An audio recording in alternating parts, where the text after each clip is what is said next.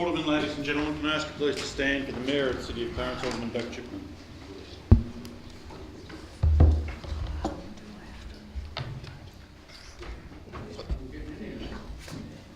Good evening, everyone, and thank you very much.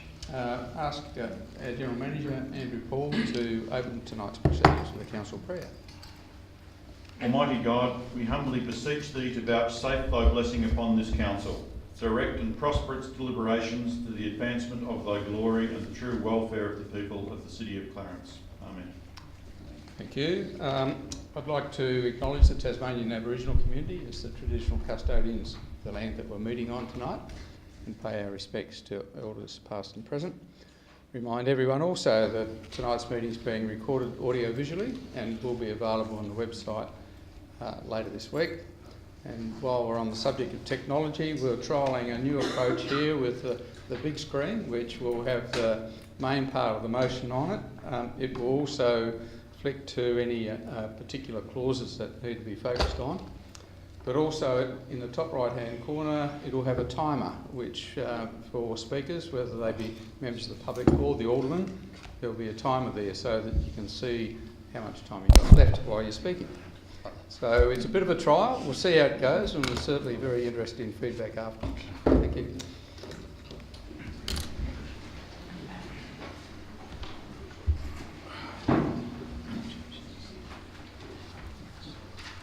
Declare the meeting open and note that there are no apologies.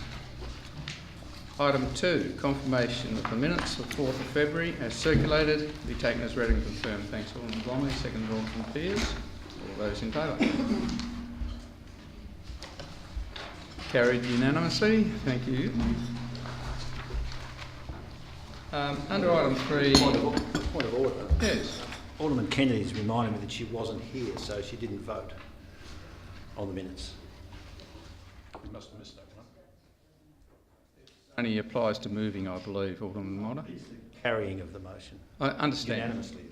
So would Alderman Kennedy like to be regarded as abstaining from that motion?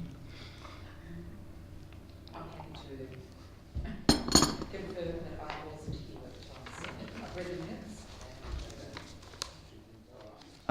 minutes. I think we'll record that you supported the motion. Yes. Thank you. Moving on to item 3, Mayor's communication. Firstly, I'd like to table the Hobart City deal, which was signed yesterday out at the airport by the Prime Minister, the Premier and the 4 metropolitan mayors, including myself. I'd like to point out that it's been a long, difficult process. From a Clarence point of view, I guess there's no new funding that's been identified at this particular stage. However, there is $21 million identified from the state government for the Eastern Highway to the Mornington Roundabout part of the Tasman Highway. Now, we haven't got any details on how that $21 million is going to be spent yet, and the General Manager is pursuing that. I think what is potentially very exciting is the growth in the airport precinct. Upgrading the airport to international status is definitely going to provide for a lot of growth and development opportunities within the city, and I think that's something we can look forward to. But I think also the fact that the 4 metropolitan councils, along with the state and federal governments, working together to focus especially on issues such as traffic in Greater Hobart and also affordable housing. I think these are worthwhile endeavours, and therefore the deal will stand us in good stead. The 4 mayors have noted that the Labor Party opposition put out a press release saying that, fairly critical, but they also said that under their city partnerships program that they'd be interested in enhancing the deal. So we've written to Mr Shorten seeking further information along those lines, and I'll certainly keep you up to date in regard to what happens there. Happy to take any questions. Mr. Mayor, the question of how Clarence has come out of this deal, it seems to me that Kingborough has done remarkably well, Hobart extremely well, and Glenorchy exceptionally well. So is Clarence the poor beneficiary of the 4 councils in the Greater Hobart area? Well, in terms of immediate money to be spent within our municipal area, apart from the airport, that's true. But I think the upgrade to the airport is going to be really significant in terms of the future for this city. I think that's a real plus. It will take longer to manifest itself, but it's no doubt it will. Are there any other questions? All right, so thank you for that. And I believe the Deputy Mayor standing in has a presentation to make as well. Indeed. Thank you, Mr Mayor. On Saturday, the Clarence Little Athletics celebrated their 40th anniversary, and they presented to Council a medallion to thank us for all our support over the 40 years. Thank you. Table that, and in a game where we receive lots of brickbats, it's nice to get a bouquet, so we'll table that as well. Thank you. Moving on to item 4, Council notes the workshops of the 12th and 18th of February and the agenda brief of the 22nd of February. Thank you, Alderman Edmonds, seconded Alderman Warren. All those in favour? Carried unanimously. Item 5 is declarations of interests of Alderman or close associate. Are there any declarations, please? 11.3.2, thank you.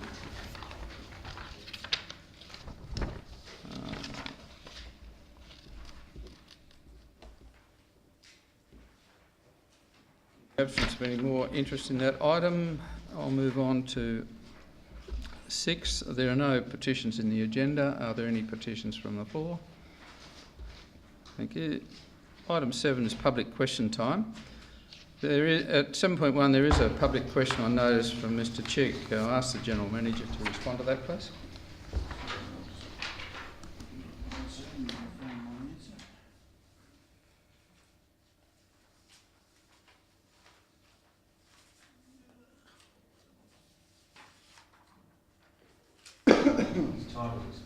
It's on my time scroll. Already, Mr Mayor, I'm sorry. Here we go. Mr Chick's question is printed in the agenda. My answer in respect to the first question is an audio consultant has been working with Council to improve the audio-visual recordings. The microphone volume will be increased to improve the sound quality on recordings. In relation to the second part of the question, there was a problem with the audio system during the last meeting. There was a very high level of interference, white noise, through the audio system, which meant that there was no voice recording at all. Unfortunately, the recording cannot be fixed, and we have been working again with consultants to identify the cause and in endeavour to ensure that the problem does not reoccur. Thank you, Mr Mayor. Thank you. Item 7.3, answers to previous questions on notice, and there are 2 of those as well. General Manager. Through Mr Mayor, I won't read those. Those answers are printed in the agenda there. I'll just... Thank you. As written in the agenda. 7.4, are there any questions from members of the public without notice, please? Thank you. Item 8 is deputations from members of the public. General Manager. Thank you, Mr Mayor. We're down now to 2 deputations this evening. First one is Elizabeth Curtis of Bellreeve, who wishes to address Council in relation to item 11.3.7. She can come forward, please. As you come forward, if I could remind all speakers that there's an opportunity to speak for 3 minutes, and under regs there'll be a warning just beforehand to let you know to wind up. Thank you. And you are the first person to trial our new countdown timer there. In the top right-hand corner, there's going to be a box, so it'll be interesting to see how it works out. It might be easier to see that one. There's 2 at home, so that's easier than you'll end up first. I can't see it anyway. So. Yeah. You will. Okay, thank you. So It will be reflected on that screen as well, on the bottom right-hand. Don't we just fall up? I need a new prescription. And we look forward to your reaction to it working. So I start. I'm Elizabeth Curtis, 6 Petrie Street, Bellreeve, next door to the development. Just want to say the contortions that this application is going through to try and fit within the scheme are breathtaking. Seriously breathtaking. First of all, density. That's the area that it's meant to be, the area for living. pretty simple, and the scheme is very simple. So what you do is you look at the access strip. Access strip means the land, the purpose of which is to provide access to the road. There's no other way that the 15 units can get access. There's one crossover for this part. One crossover goes in a big U, back, up and down. There's no other way. That land can't be used for anything else. You can't play on it, you can't park on it, they've marked out passing bays and all the rest of it. That's clearly an access strip. The site area for dwelling has to be less than 325 square metres. The area of the site, excluding any access strip, divided by the number of dwellings on that site. Statutory interpretation, absolutely 1.1. The words are there for a reason, the legislature puts them there for a reason, and your job is to give effect to them. No contortions there. It says exclude the access strip. Now, I don't know what on earth the idea is about the frontage or the battle axe or whatever. The only way people can get into that, in and out of that, is using the access strip. It must be taken away because you can't live on it. So if you're working out what the living area is, get rid of it. And don't take my word for it. I know council don't agree with me, but it is plainly what the tribunal, Justice Geeson as he now is, said in Henry Designs. Plainly what it is. He said, for the purpose of A1, you have to take, in that case, for the purpose of A1, it was less than 325 square metres. It was a block at 6 Venice Street, Howrah, 1,290 square metres, and the proposal was for demolition and then 4 units. It was a driveway with 4 coming off to the units. It was not an internal lot. It was not a battle axe. And the tribunal said that, okay, we get that. I'll tell you exactly what it says. The density of the proposed, you have to get rid of that. It was only for the second part, when they failed that, it was only for the second part that you're allowed to exclude the access strip, include the driveway. You were only allowed to include the driveway when you were comparing it to the house next door. So when we failed number 1, we go to number 2. When we look at number 2, we have to compare it to the land around. When I compare it to the land around, I've got to compare apples with apples. That means we take away the driveway. Absolutely clear. Thank you very much. Thank you. Next speaker, Mr Mayor, is Indra Boss from JMG Engineers and Planners, who wishes to address council also in respect of this matter.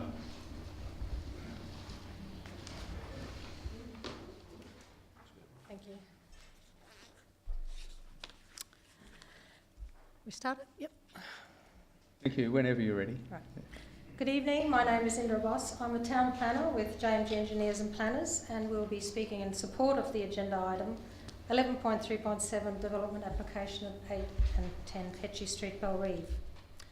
The proposal is a response to the current housing crisis in Greater Hobart area and repurposes land zoned general residential for permitted uses within that zone, namely residential and visitor accommodation.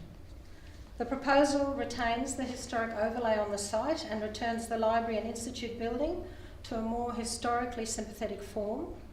The proposed change of use to visitor accommodation provides the opportunity for its historic significance to be experienced by a wider audience.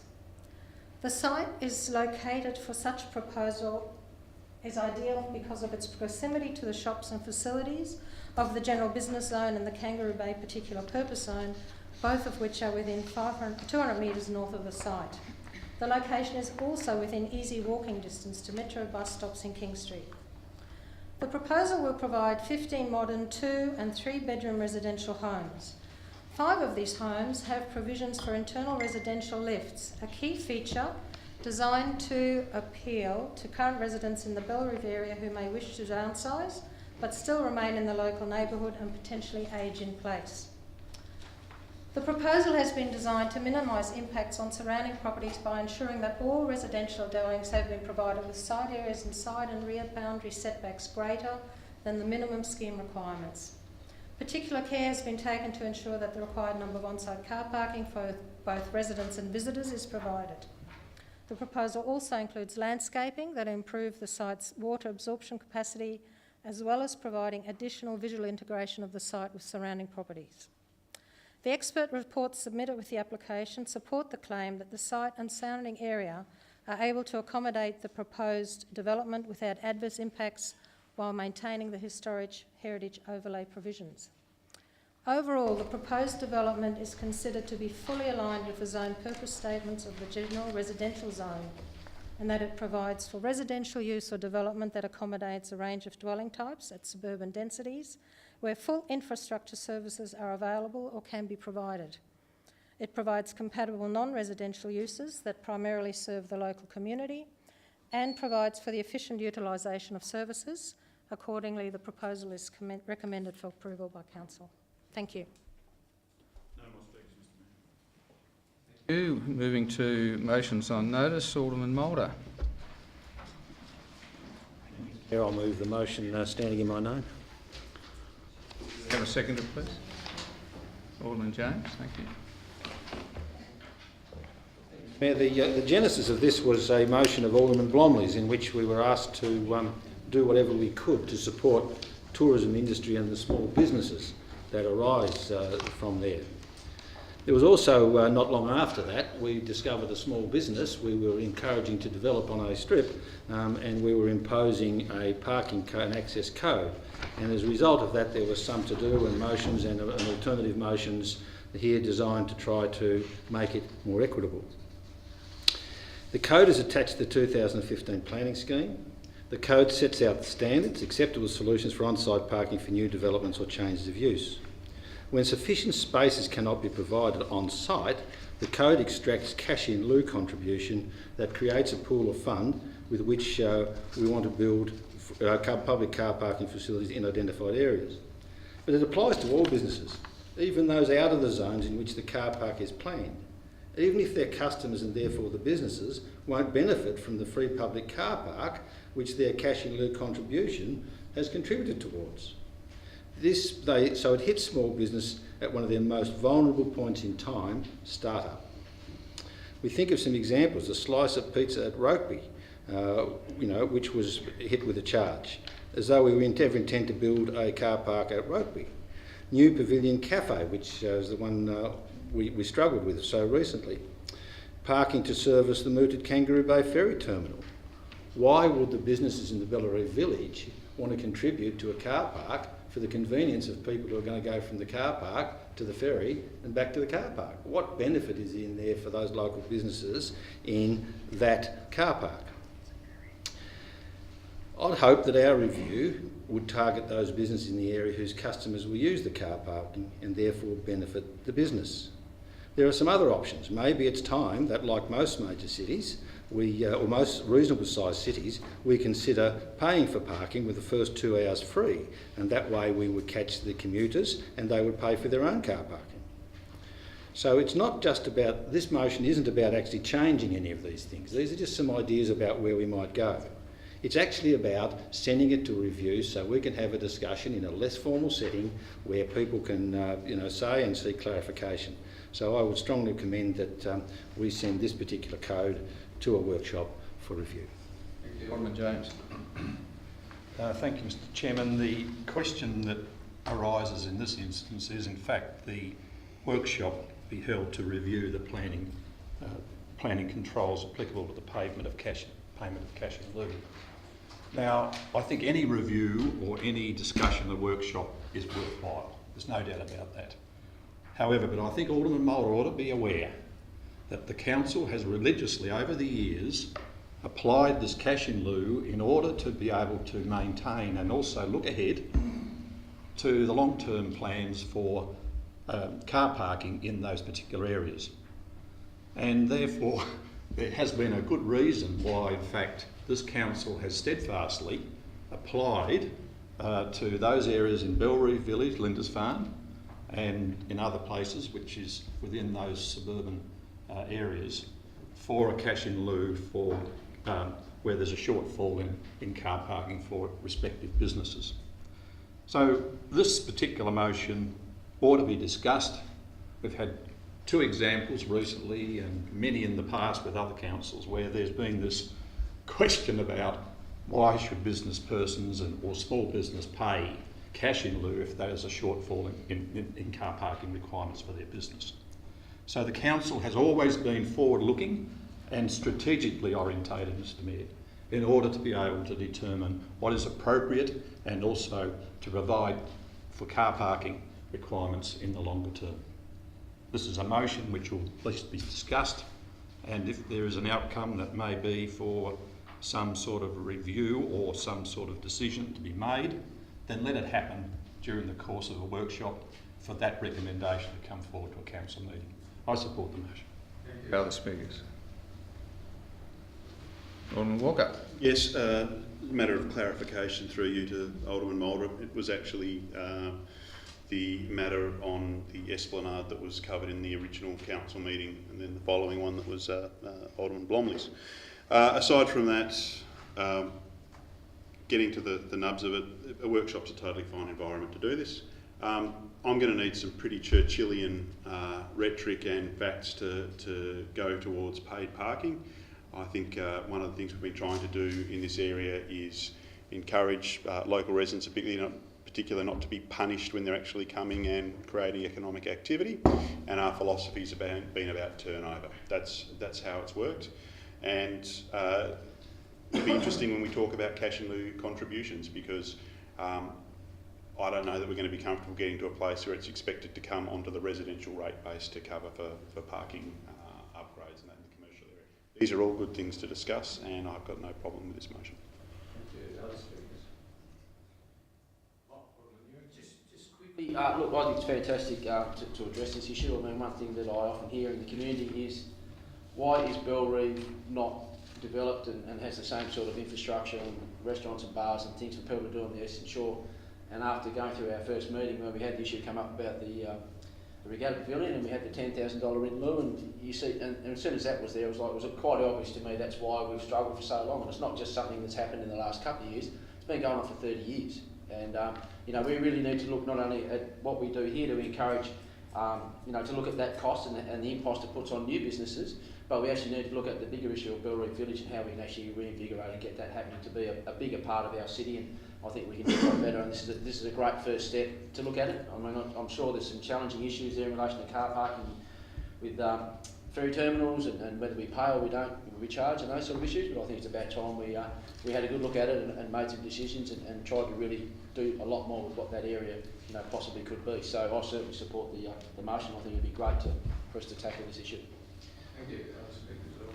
Thank you, Mr Mayor. Mr Mayor, I can't promise this will be Churchillian in any way, shape or form, except just to point out that the contribution from the three previous speakers highlights very clearly the need for this workshop. So I congratulate Alderman Mulder for his motion, and I'm very happy to lend my support to such a motion. Right reply, Alderman Mulder. I think it's fairly well been covered. Some have taken the bait as to where I think it might go, but of course that will be a question for the workshop. Thank you. The motion is as presented. All those in favour? Carried unanimously. Alderman Pearce. Move the recommendation, Mayor. Do we have a seconder? Alderman James. Thank you, Alderman James. Mayor, my motion is the Council seek to obtain data relating to origins and destination of vehicles using Begonia and Malana Road. Now, furthermore, this information be brought to a workshop and we look at options. Now, options for the gravel part of Begonia Street could be many, and that's why I've left the words calming safety measures, which could mean quite a few. That, if needed, a public meeting and the community consultation be undertaken to determine which options, if any, and I say if any, is preferred. Now, we know Begonia Street's in a bad state. It does take a lot of maintenance. It'd be nice to get something done, but also it's not only Begonia Street, Mayor, it's other sections of the road. We know Begonia Street, Malana Road, but also the traffic does extend into Beach Street, I should say, Lincoln Street, and also Flagstaff Gully, and also the reverse way of travelling. So I believe if aldermen get the chance to have the data, present it at a workshop. That shows us where the traffic's coming and going from, and I think that'll make a big difference, because I want to know, as the people outside the city using this gravel part of Begonia Street, is it locals? But at least if we get the knowledge, we've got the opportunity then to make a decision. And if we need a public meeting, I think we should, because every time we try to do something with Begonia Street, we get the residents up in arms. So I think if we got options and have a public meeting, this may be resolved, this area may be resolved one way or the other, and keep everybody informed, and I believe keep everybody happy. Lofty ambition. Alderman James, as a seconder. Other speakers? Alderman Walker. Yes, look, I'm in two minds on this, but I'm probably leaning towards not supporting, and that's again on the basis of nuance and sensitivities.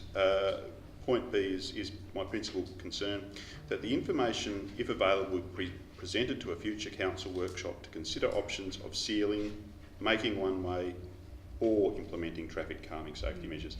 In fact, the whole gist and thrust of doing anything in this area is traffic calming and safety, and that has to be at the apex of what we're doing. And if we make that the intent, there'll be different propositions as to how we get to that goal. But that is, you know, they are things to get us to that goal of improved safety and calming. And my concern around this is that it will actually do the opposite as far as raising concerns, because it's talking again about sealing, one way, this and that. There's a variety of improvements that might be made, but if you put the safety and the traffic calming is the actual apex of any initiatives, then I think we might be able to actually make some progress.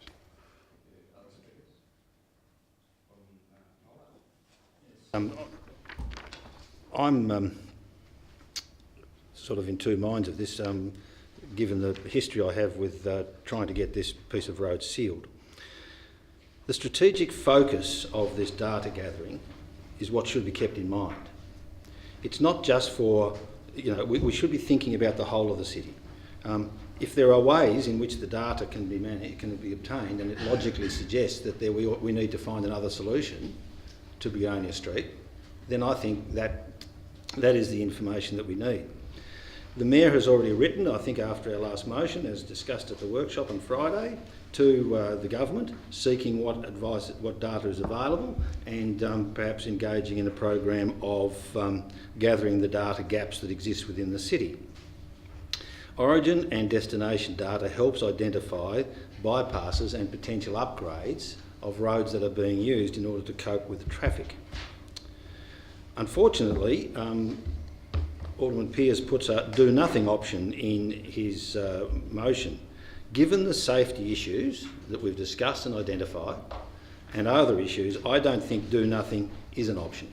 And it's a bit remiss to actually flag that in this motion. The other one is the idea of calling a public meeting. I think infrastructure decisions should be considered as public goods, and therefore we need to factor in logic and factual information that this data will give us. It would then lead that if you want to consult with the public, you're probably off better doing it in an electors poll than in a small public meeting, because of the small nature of number of people that tends to attract, and only those with a specific interest in that particular area. So if you want to understand the common good, then I think you need to go beyond public meetings and maybe consult on a different level to ask all the ratepayers of this city as to what they think the result should be. So, you know, unlike Alderman James, Alderman Walker, should I say, I won't be knocking it back on that motion, on that basis, because I do note that the actual wording of the motion says, if necessary, we will send it, that if needed, a public and community consultation be undertaken. So I'm prepared to argue at the given point in time that maybe we don't need a public meeting, but some other form of informing the community and having their input. So, yes, I'll be supporting the motion, the general principle of the motion. Yes, Mr Mayor, I'll speak to it. The last motion that came before us was Alderman Moulders, and I supported Alderman Moulders. This one, whilst it's similar, has some differences. The first thing that I liked about Alderman Moulders was that it actually named up that funding for the sealing of Begonia Street was to actually be included in the draft budget. So this one lacks that.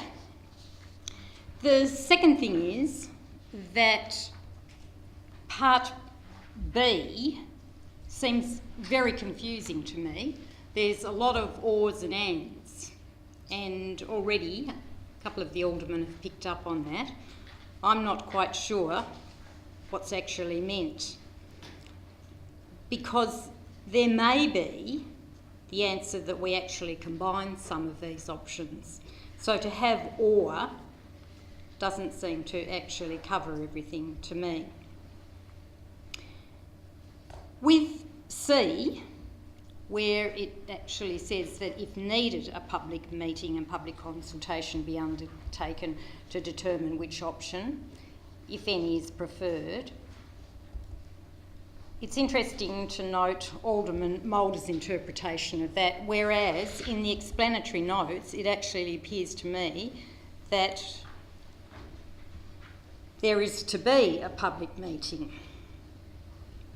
I have to say I don't agree with an elector poll. I think that's an expensive way of dealing with things. And how many elector polls do we actually need to have in relation to how many aspects we are actually considering? And I agree with Alderman Moulder in terms of that infrastructure should be something that we get the information on and we make a decision. That's what we've been elected to do, to make decisions.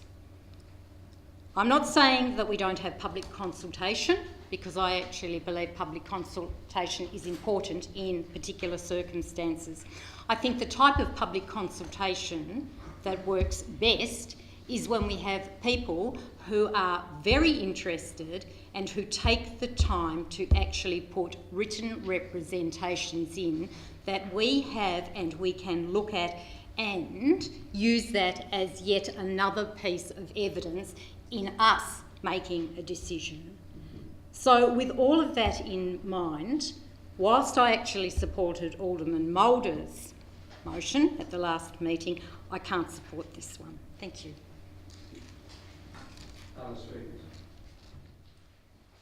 I just ended the debate at this point. I was going to support this when I read the agenda and you contacted me, Alderman Pearce, but there's a couple of points there that have been raised which resonate with me. You might like to address in the right of reply. One is, as Alderman Von Berto's pointed out, it seems the way it's worded there that the community consultation will determine which option, if any, is preferred. I think we need to do a lot more homework before so that we can actually present options to the public for consultation. So that does seem open-ended. So I'll reserve my decision until I listen to your right of reply, if you don't mind. Sorry? Well, if I suggested any amendment, I think Alderman Walker was on the right track in my personal view, but that's come out in the debate as well. Alderman Blomley. Thank you, Mr Mayor. And taking the Churchillian reference one step further, I'm reminded a great man once said that a pessimist sees a difficulty in every opportunity, where an optimist sees the opportunity in every difficulty. By not supporting this motion tonight, we are yet again kicking this can further down the road. 3 parts. It might not be the most legally correctly worded motion, but I congratulate Alderman Pearce for coming to this place today in lobbying colleagues and in putting forward a motion that, as I understand our conversation, will at least get the ball rolling. 3 parts. Number 1.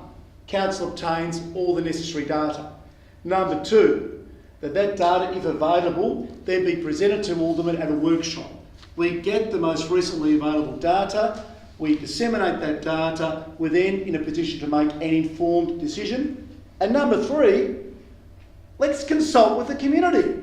Wow! I mean, you know, let's not shoot this guy down for actually putting part C in this motion, that once we've got all the information, we go out there and we talk to our community. As I look around this chamber today, I am reminded just a number of months ago, many people sitting around this chamber as elected members went out there, hand on heart, I will undertake to consult with the community. Well, here's your opportunity. Put your money where your mouth is. Let's get this show on the road. Any other speakers? Alderman Newington.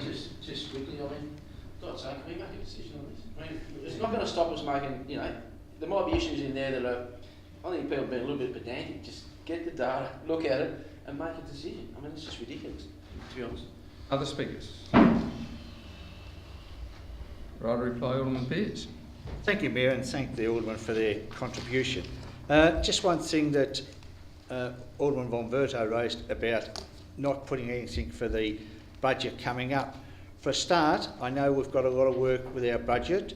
Also, I wasn't sure that we'd be able to have a workshop in time on this, because I know we've got a lot of stuff with our budget. So I actually thought it would probably be later on where we'll be looking at the next year's budget for funding. I think this is the way to start. That's all I'm asking for. And to say, yes, there's an option of do nothing, and what does that mean? Maybe do nothing this year, do nothing next year. But look, let's have a look at the whole lot of data. And if we need to take it out to a public meeting, because one of the things I said earlier, when we try to do something in Begonia Street, we upset a lot of residents. And I agree with Alderman Blomley. A lot of us said we consult, and here we are. But I'm prepared to say put it in a motion if need be. And, you know, I've got to admit, if need a public meeting, well, I think it'd be great to go out there and say to residents, look, these are the options, are you happy with them? Because I'm sick of going out and door knocking this in and people say, no, we don't want anything done. So let's go and let's see what people really, really want, because at the moment, that road is in very poor condition in the dead of winter. I was travelling along there the other day going up the hill, and this car was just speeding down the hill. And the first thing I thought is maybe we just need to reduce the speed limit on that road for the time being. That's an option we could look at. But let's get the data, let's take it to a workshop and consider it. So the motion is as displayed from Alderman Pearce. All those in favour? Against? The motion is carried.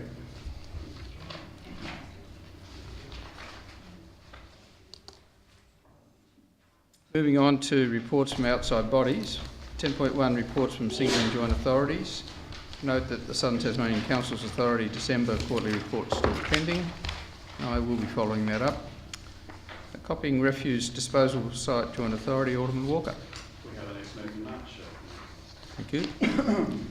And Tasmanian Water Corporation, there's nothing to report under that.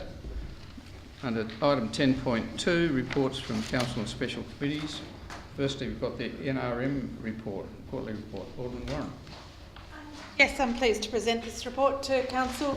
I'd like to draw your attention to page 19 of the agenda, where we were able to make grants to a number of local groups, Coast Care and Land Care, and I'd like to commend them, these volunteer groups, on the fabulous job that they do in keeping Clarence in good condition. And it was really good that we were able to meet all of the demands that we received, at least to some extent, and where we couldn't give the full amount, we were able to make compromises so that everybody got a fair share of the pot. And I commend the report to you. Thank you. Do we have a seconder that the chairperson's report be received? Yes. Thank you, Alderman von Berger. I'd like to actually note too that I think thanks needs to go to the officers who have actually written the report for Alderman Warren to present, because it's one of the most comprehensive reports that I have seen for quite a long time. It was very instructive, so I think thanks needs to go to those officers. Very interesting the way it was presented as well. Any other speakers? I'll put the motion then. All those in favour?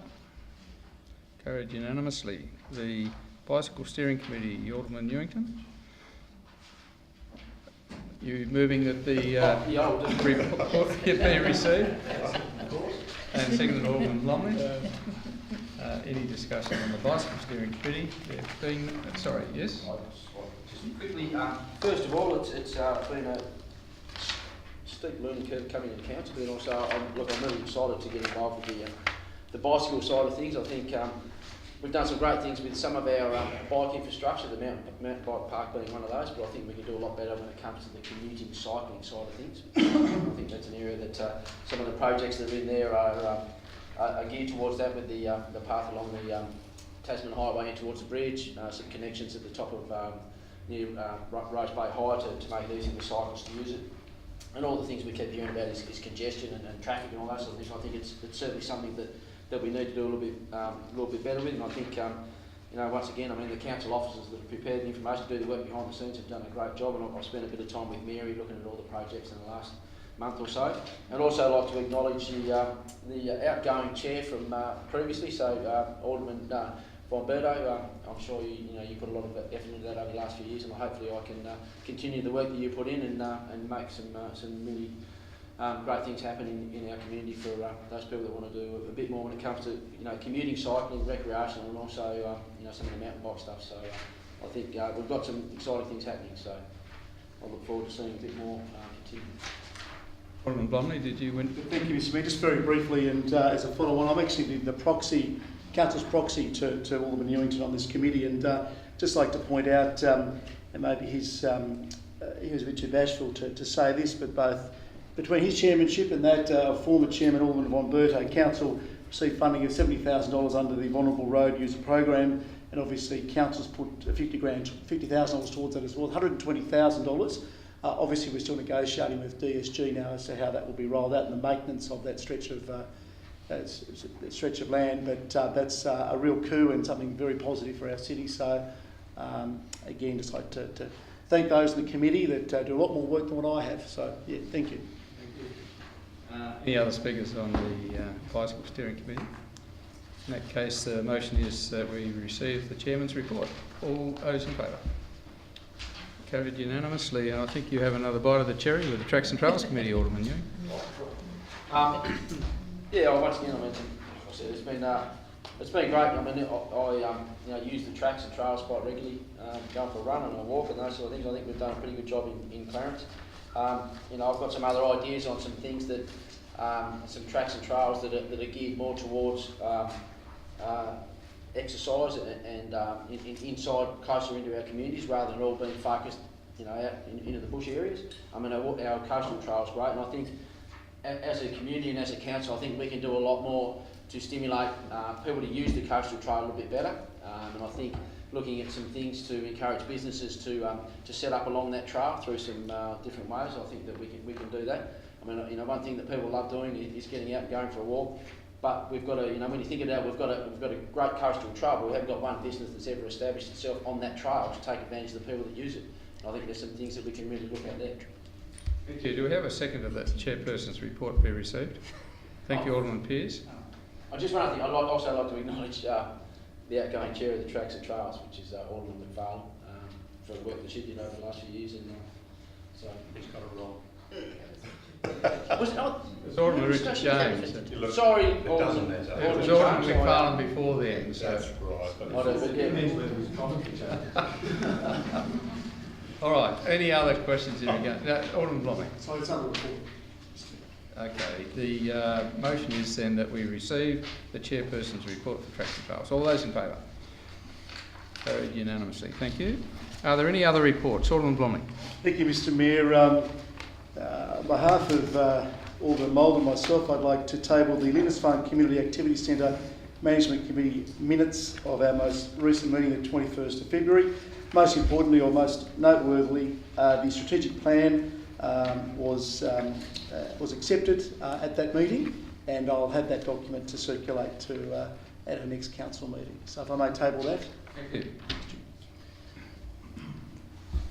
Any other reports? Yes, Mr Mayor. I've got the minutes of the 4th of December 2018 for the Almas Activity Centre as confirmed at the February 2019 meeting. Thank you. There's nothing at item 11.2. I'd like to advise that Council now intends to sit as a planning authority under the Land Use Planning and Approvals Act. 11.1. Yep. Oh, I'm sorry, I do need to go back. Yes. I apologise for that. 11.1, weekly briefing reports. The Council notes the information in them for the 4th, 11th and 18th of February. Thank you, Alderman Warren. Seconded Alderman Pears. Any speakers? Alderman James. Thank you very much, Mr Chairman. The weekly briefing report of the 4th of February 2019 in relation to the temporary road closure at South Terrace in Lauderdale. My question through you to Mr Graham, in his capacity as the Group Manager. Mr Graham, on page 26, it refers to, amongst other things, about the progress on the road pavement. When is the actual curb and guttering that's part of this program going to be started, and what would be the anticipated completion date for the project in its toto? Thanks. Through you, Mr Mayor, I don't know the actual program for this works, but I will provide the Alderman an update through a weekly briefing. Down there over the weekend, and they have actually started working on the curb and guttering on that. The other one is in relation to the 11th of February 2019 and the audit of council-owned light poles. I might add, Mr Mayor, that Peter McDermott had an issue with council in relation to a light pole which is within the city. He died suddenly last Friday, the 18th. He had a massive heart attack at the shoreline, and I think, sort of what's transpired in relation to Peter's input into this place and trying to get some support for either the light removal or some reduction in the light voltage, etc. I might add, though, that Mr Mayor, when this was brought forward by a couple of residents, I have been advised that they've now left the place and gone and lived in Brisbane. So look, you can draw your own conclusions from this. He was, and I think fair enough in his pursuit of this, because he's been there a long time. But I don't want to make mention to it under this particular category because there was no other area which I could do other than to draw attention to council's light poles. So I want to say that it has been a very unsatisfactory account for Peter McDermott, and I will be attending the funeral, and I think a couple of other members of council have indicated that they will be attending as well. And as soon as I have the details of that, depending upon whether it's a private function or otherwise, I'll advise my colleagues accordingly. Thank you. Other speakers in regard to the weekly briefing reports? In that case, I'll put the motion that we note the information contained therein. All those in favour? Carried unanimously. And now we will sit as a planning authority under the Land Use Planning and Approvals Act. Thanks, Mr Lovell. The first item is 11.3.1, which is a development application at 18A Swinton Place with access over 18 Swinton Place, Rose Bay, for a dwelling. Thanks, Alderman Blomley. Do we have a seconder, please? Alderman Walker, thank you. Alderman Blomley. Thank you, Mr Mayor. I'm pleased to move the officer's recommendation. Thank you. Alderman Walker. Other speakers? Okay, so we'll put the motion recommending approval subject to conditions and advice. All those in favour? Carried unanimously. Alderman Walker, did you wish to take leave? You wish.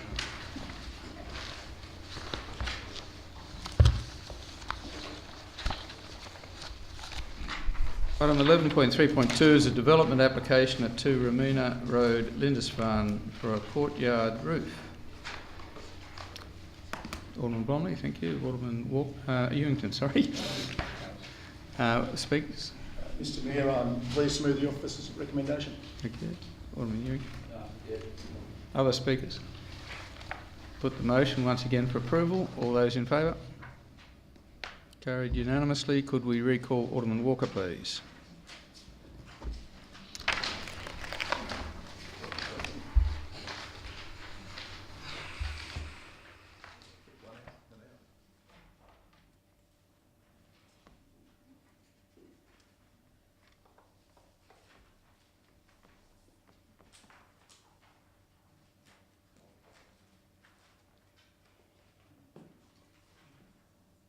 Might proceed, I think. He might be otherwise detained. 11.3.3 is a development application at 15 Tarina Street, Lauderdale, demolition of existing building and construction of 2 multiple dwellings. Moved Alderman Newington, seconded Alderman Kennedy. Speakers? Thank you, Alderman Kennedy. Other speakers? Put the motion for approval, subject to conditions and advice. All those in favour? Carried unanimously. 11.3.4. Next motion is 11.3.4, a development application at 12 Cherrington Drive, Tranmere for 2 multiple dwellings. Alderman Blomley, thank you again. Alderman Chong, would you like to speak to the motion? As per the officer's recommendation, thank you, Mr Mayor. Thank you, Alderman Chong. Other speakers? Put the motion for approval. All those in favour? Carried unanimously. 11.3.5 is a development application at 2 VN Drive, Howrah for 5 multiple dwellings, 1 existing plus 4 new. Alderman James. Thank you, Mr Mayor. I've circulated a motion for consideration by Council, and that is that the development application at 208/746 of 5 multiple dwellings, 1 existing and 4 new at 2 VN. Do we have a seconder for Alderman James? Thank you, Alderman Warren. Thank you, Alderman Warren. Look, in relation to this, the motion that I've put forward is in relation to performance criteria A2 10.4.3, and that Unit 4 directly impacts upon the actual property owner at number 4 Marinda Street as a result of loss of privacy and also the visual shade and noise and overlooking the outdoor living area. In actual fact, most of the officer's report has been referred to, amongst other things, to the other units on the site, but unit number 4 directly impacts upon the property owner and family at number 4 Marinda. Also under performance criteria A2, 10.4.3, the stormwater system of the new development does not comply as the impervious area exceeds the 600 square metres. What's interesting in that is that there has been, and I have the documentation in front of me, that in the Linmore Holdings subdivision off Marinda Street, the infrastructure report of August 2008, it did say, and I quote, the existing 300mm pipe in the reserve and Marinda Street already appears under capacity, unquote. So in actual fact, even though the officers have made some provision in relation to the question as to whether this particular development would go ahead subject to a stormwater assessment being undertaken or carried out in relation to this, this was something that has been raised and to my knowledge has not been addressed satisfactorily, and therefore if we're going to allow the stormwater assessment to be done, and that on a permit basis after we actually approve this particular proposal, then the question about the capacity of the stormwater on the site and as part of the Linmore Holdings development back in 2008, it is unsustainable according to the facts and so forth. So on those two bases, I would seek Council's support to refuse the application, and obviously we could then take it further in relation to what may come of this subject to the appeal process. Seek Council's support.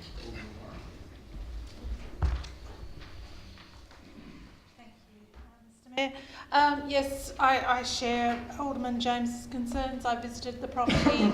I observed the impact of the shading from Unit 4 would have.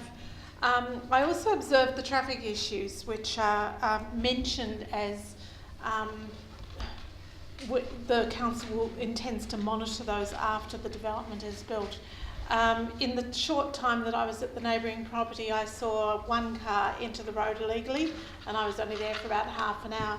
And if I can explain it to you for context, if you are driving from the shoreline towards Rokeby, the very first set of traffic lights, which is Marinda Street to the left and Oceana Drive to the right, if you go up Marinda, you cannot or you should not turn right into Vienne Street. It's illegal to do that, but it's a much shorter access for the residents. So instead of going round the long way and coming down the hill and round the blind bend, people are zipping across that way.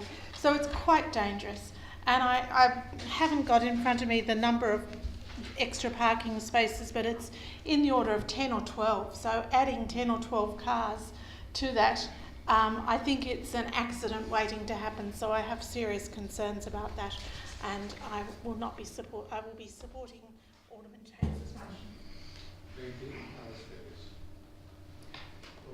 Mr Mayor, I give notice now that if this motion from Alderman James is unsuccessful, I'll move the officer's recommendation for a number of reasons, but the main one being that this 1 minute to midnight sort of behaviour of dropping a refusal on our desk in front of us without even having the courtesy since Friday's briefing. We should be focusing on the planning issues rather than the process, which none of us might admire, but never mind. We do need to focus on Mr. the Mayor, issues. thank you for that. And like Alderman Warren, I too visited the site. I'm sure most, if not all of us, have done that. We've done our homework. We've had a look at this.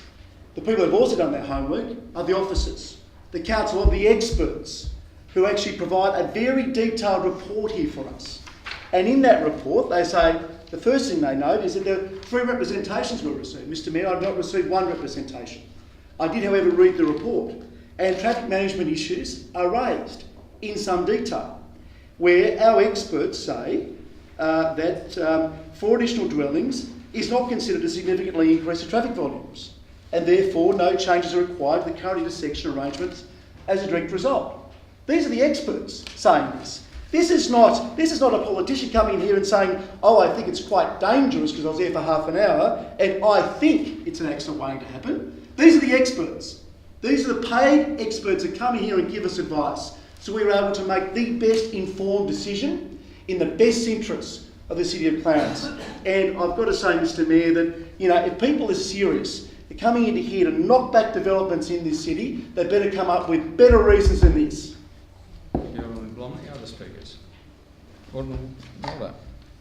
Mayor, and all that aside, the process is quite simple. We are only aware of the officer's report on Wednesday, and that gives us a very short amount of time to do the hard yards required. I would like to point out that it is helpful if we're able to circulate these over the weekend or even on the Monday, so that there's some advance notice of alternative motions, and that's a practice that I would encourage this council to adopt. Yeah, the current development application would not have been possible under a previous covenant which prohibited multiple dwellings on this site.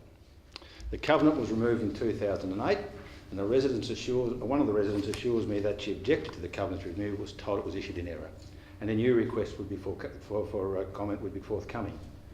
The resident is adamant that no such follow-up occurred, and hence the officer's report that there were no concerns. The proposal does not comply with the planning scheme on several levels, all of which could be remedied if there were fewer units on the site, allowing a different distribution and reorientation that would make it fully compliant. Clause 4 has only the private open space, Unit 4 is only 3 square metres. Other space used in the performance criteria is not in the one location as required. Public open space, private open space in front of a building is not to be in front of a building unless it's within a 60-degree arc centred on north. Unit 3 is in the space is in the front of the unit and lies at 41 degrees to the west of north. Other rooms used in the performance criteria are well outside this arc. Sunlight and overshadowing. One habitable room must have a window facing 30 degrees, either north or south. Same issues apply. The 4 metre rear privacy, 10.4.6, 4 metre rear boundary setback. 8 out of 15 do not comply with 1.7 metres of the boundary measured from the ground, not the floor height, as required by acceptable solutions. The Stormwater Management Code. Urban design principles require urban sensitive water design principles require a maximum of 600 metres of impervious material. This proposal exceeds that 600 square metres, but we don't know by how much. Urban sensitive water design is very important because the principles are to minimise hard surfaces and therefore replenish the aquifer and not channel more water directly to the ocean as required. Performance criteria says it meets most 600. The traffic in Vienne, I will conclude by simply saying that there was a previous solution which went through what is the old Shields Quarry land, which is now owned by Nichols, as part of the development for the Glebe Hill commercial area, and I wonder at some stage how that is progressing, because that would be the appropriate access, and then the Vienne end could be left for egress. Mr Mayor, I have to remind all of the aldermen that what Alderman Mulder has just said and his reasoning for why this should be refused is not the motion before us. We were actually provided with 2 motions of refusal tonight at, as Alderman Blomley says, the 11th hour. And I just have to remind Alderman that Alderman Mulder believes he has some very relevant reasons why this should be refused, but it is not what we are looking at now. And I have the same concerns that Alderman Blomley has. I do not believe that the motion before us has detailed enough reasons for me to be able to support it. In fact, the reasons are actually, well, there are 4 lines. The residents at 4 Marinda Street, Harrow, will experience loss of amenity and privacy from the development of Unit 4 and concerns that on-site stormwater cannot be adequately treated. To me, that does not meet up to my test for actually going against the officer's recommendation. I need much stronger reasons than that. Thank you. Okay. Yes. I'll add a little bit more to the points raised by Alderman Blomley and Alderman Bonberto. I'm not without sin in this matter, so I'll note that I have been known to provide short notice, shall we say, in the dynamics of a council chamber. But when I reflect on those times, they haven't been about planning matters. There is a strong legislative framework that overhangs planning matters, and these things need to be reflected on, thought about and worked through. I can't just go cold on what's before me now. If I'd had it at even 3 o'clock, 4 o'clock, 5 o'clock today, I would have been able to chase up, get some comfort to the veracity or otherwise. In these situations on planning matters, and again, planning matters more than other matters before a council, one is almost flying blind. So I can choose to fly blind and take that at face value, or I can go with what the officers have recommended on page 130, which is condition A7 around all stormwater runoff. And in this situation, that is going to be what hinges me to be indicating my support for the original motion as listed in the agenda.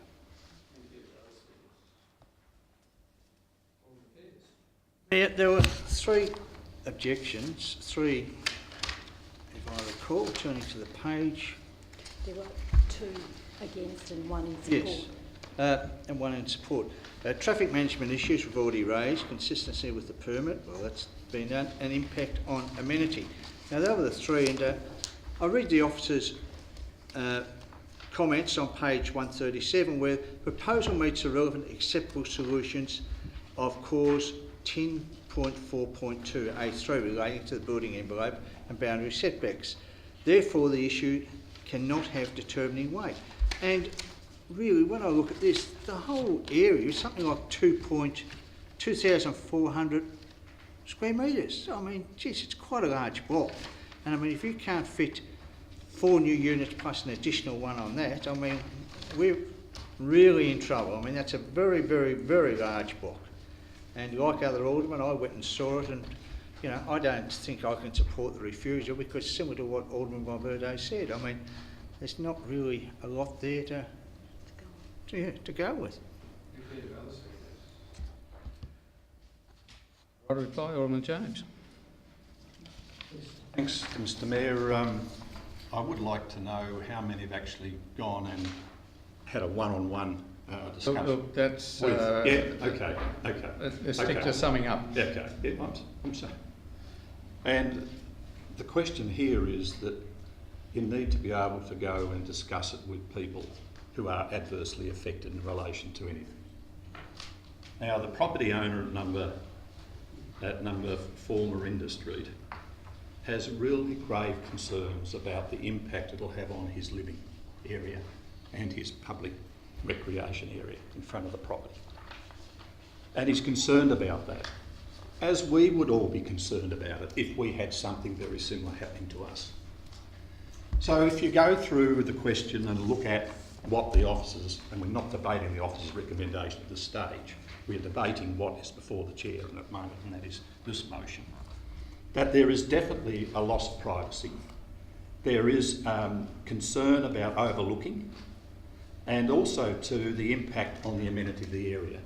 Now, the Clarence Interim Planning Scheme of 2015 is quite clear in its definition in relation to amenity. It doesn't really come into the gist of this as part of the officer's recommendation, but it's alluded to as part and parcel of the acceptable solutions, because it addresses all those matters that are defined in the definition section of the Planning Scheme 2015, which is in the forward part of the planning scheme. So when you're looking at any particular issue in relation to the impact it has on an adjoining property, then you have to be able to talk to that person and understand where they're coming from. It's not out of spite, it's because their own living and their own sort of style of living is being impacted upon. And you need to do that. And as part and parcel of the planning assessment, and I draw your attention to page 132 of the officer's report, and rather than quote the whole section, it says, in determining an application for any permit, the planning authority must, in addition to the matters required by section 51(2) of the Act, take into consideration all applicable standards and requirements, and part B, any representations received pursuant to it. I see councillors. You didn't read the rest of it. So the motion before the chair is from Alderman James, which is for refusal. All those in favour? Against? The motion is lost. Alderman Blomley. Mayor, I move the officer's recommendation. Do we have a second, please? Mr Mayor, I second that. Thank you, Alderman von Berto. Would you like to speak to the motion? No, thank you, Mr Mayor. Alderman von Berto, a seconder? No, thank you, Mr Mayor. Other speakers? Alderman Mulder. At the risk of repeating all the reasons why I supported the other one, so I won't. Just simply suffice to say that the commentary about dropping these things on, it's not like it's a huge 80-page officer's report. Alderman Mulder, please, I drew attention to this before. The process is not what's being debated right now, it's the motion, it's the planning motion.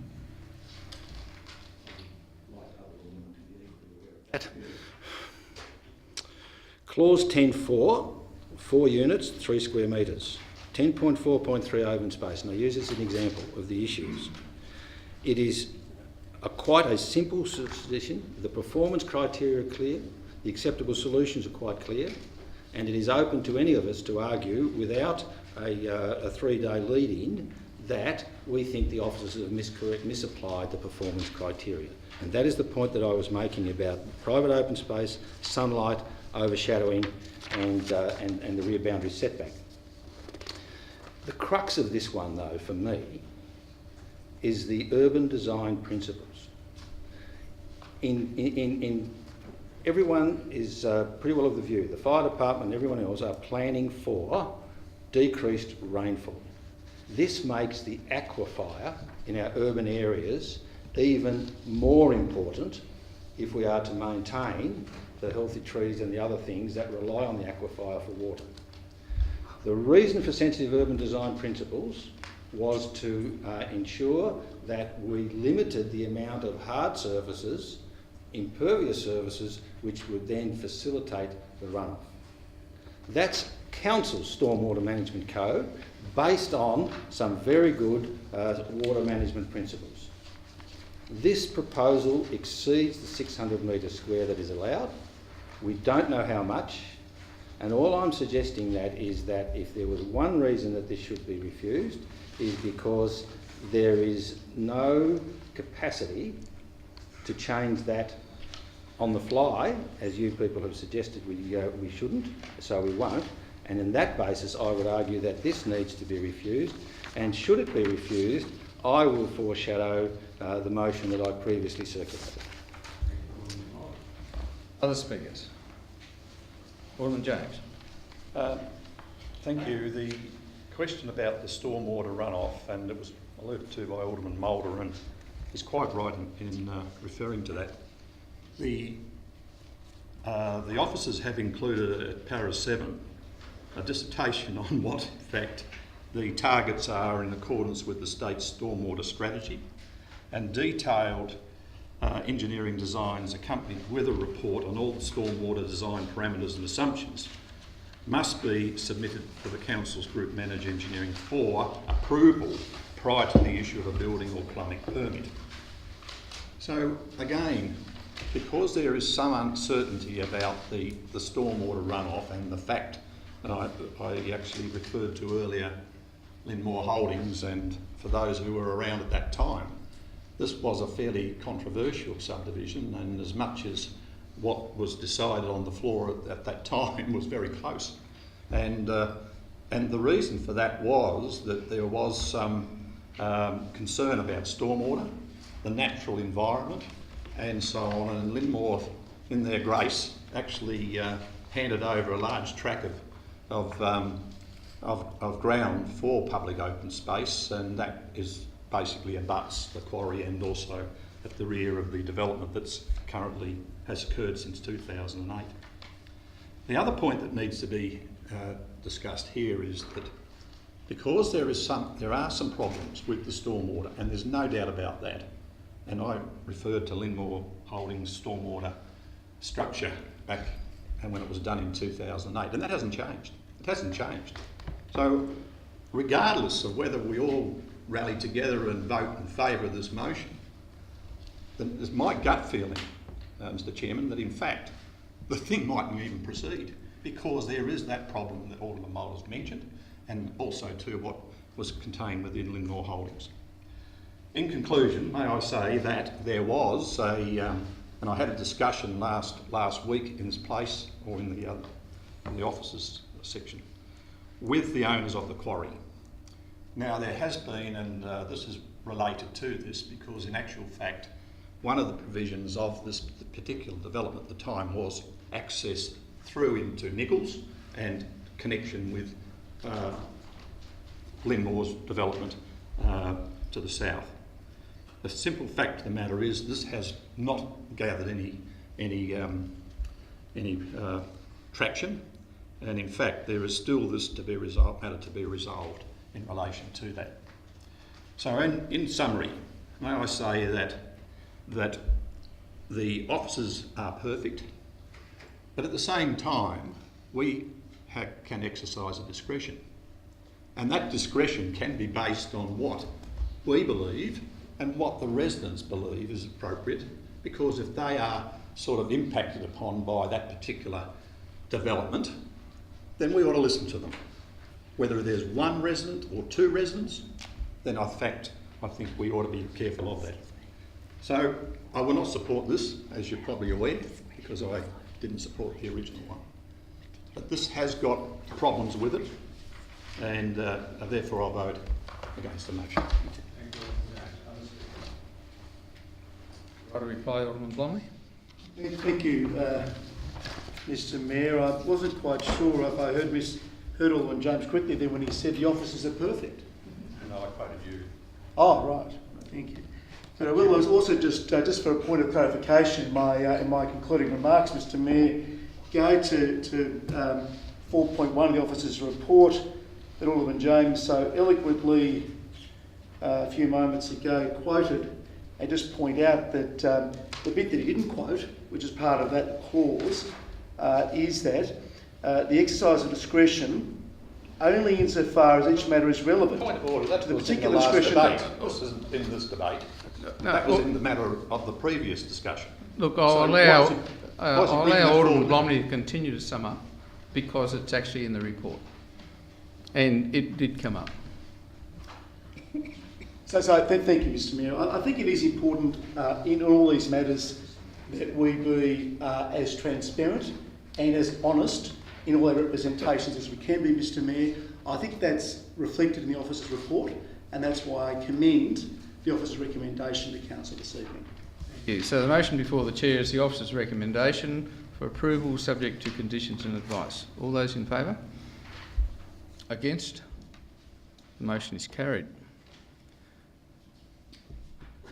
Point of clarification, Mr Mayor, did Alderman Mulder vote twice then?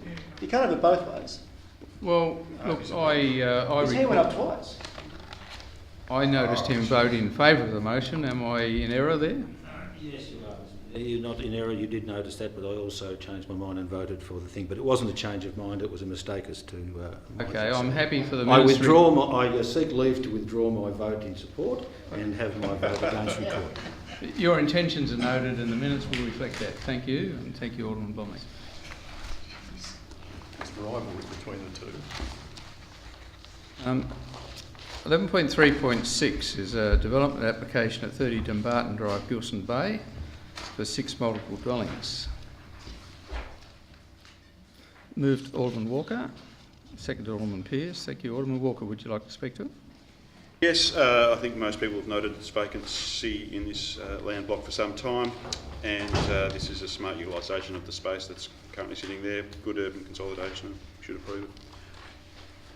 Yes. Yes, very similar comments, Mayor. That's been vacant there for a long time, and it's actually good to see that that will go where it is, and it'll finish that patch off nicely, I believe. Other speakers? Okay, so I presume there's no need for right or reply. Put the motion recommending approval with conditions and advice. All those in favour? And carried unanimously. Moving on to 11.3.7, a development application at 8 and 10 Petchy Street and 16 King Street, Belrive. Boundary adjustment, partial demolition, change of use to visitor accommodation for the existing heritage building and 15 multiple dwellings. Alderman James. Thanks, Mr Chairman. I'd like to move my recommendation, at the same time include Alderman Mulder's in that, if he's prepared to second his motion as seconder. Well, I can only do one motion at a time, Alderman James. I don't know how you could possibly meld two. This is a public policy on the run. Alderman Blomley's interjections aside, Mr Mayor, can I suggest perhaps that Well, who has the callers? Alderman Blomley, can you please? Alderman What are you Blomley. running the show, are you? Alderman Blomley, can you please let the chair deal with this? Alderman Mulder, please. I would suggest perhaps that the correct course of action would be for Alderman James to move his motion. I'm prepared to second it, and under that circumstance I'll then move that his motion be amended to include... Right, so we have a mover in Alderman James's motion and for refusal, and that is seconded by Alderman Mulder. Alderman James. Okay, the matter that was discussed or raised by a member of the public earlier this evening covered a number of areas in relation to access and also to the matter that has been raised on a number of occasions in relation to the density of the actual area in question. One of the key things within the motion refers to the historic building that's on the site. And by the very nature of the building being incorporated within the development means that it's becoming, and it could be regarded as, the whole site is sort of constituted by a historic cultural aspect. So the matter here is that the old Belrive Library will be maintained, but the modern attachments will be demolished. And there will be some provision in relation to a wall that will protect the building. That's the old the library, and then there will be the development around it. So in actual fact, you have a building of cultural historic significance, and then you have a modern version of buildings, boxes, in a area which incorporates a historic building. So you've got, I believe, a historic cultural significance associated with that particular building, and it's going to have this multi-density development imposed upon it. Also, there is this question in relation to whether it's in keeping with the Belrive Bluff area. Some years ago we tried to have it reinstated, the Belrive Bluff, I can't think of the name of it, was master plan anyway. We did have very, very strong and overlay, that's it, the Belrive Bluff overlay, thank you. And that did provide a lot of protection in relation to what would happen, or did happen, on Belrive Bluff. That wasn't incorporated within the Clarence Interim Planning Scheme of 2015. But at the same time, even though it wasn't incorporated and had that sort of significance that did apply prior to 2015, it has still got that natural and that sort of historic capacity. And it, by the very nature of that, and the Belrive Bluff being such of importance within Clarence's historical significance, then I think we have to be very careful about what we allow to happen in these particular areas. And that's the other point that I think is important to make, and that is that regardless of whether or not it's development and it's close to the services and it's a great thing for visitor accommodation in that aspect, but at the same time we need to be, I think, cognisant of the fact that we need to look after our certain areas. If this was lumped in sort of Howrah on a large area of land and there wasn't the consequences of a historic building associated with it, then for my colleagues who are present, I would probably, and you'd probably say, is he right? I would support that because I think there would be no problems with it in relation to it.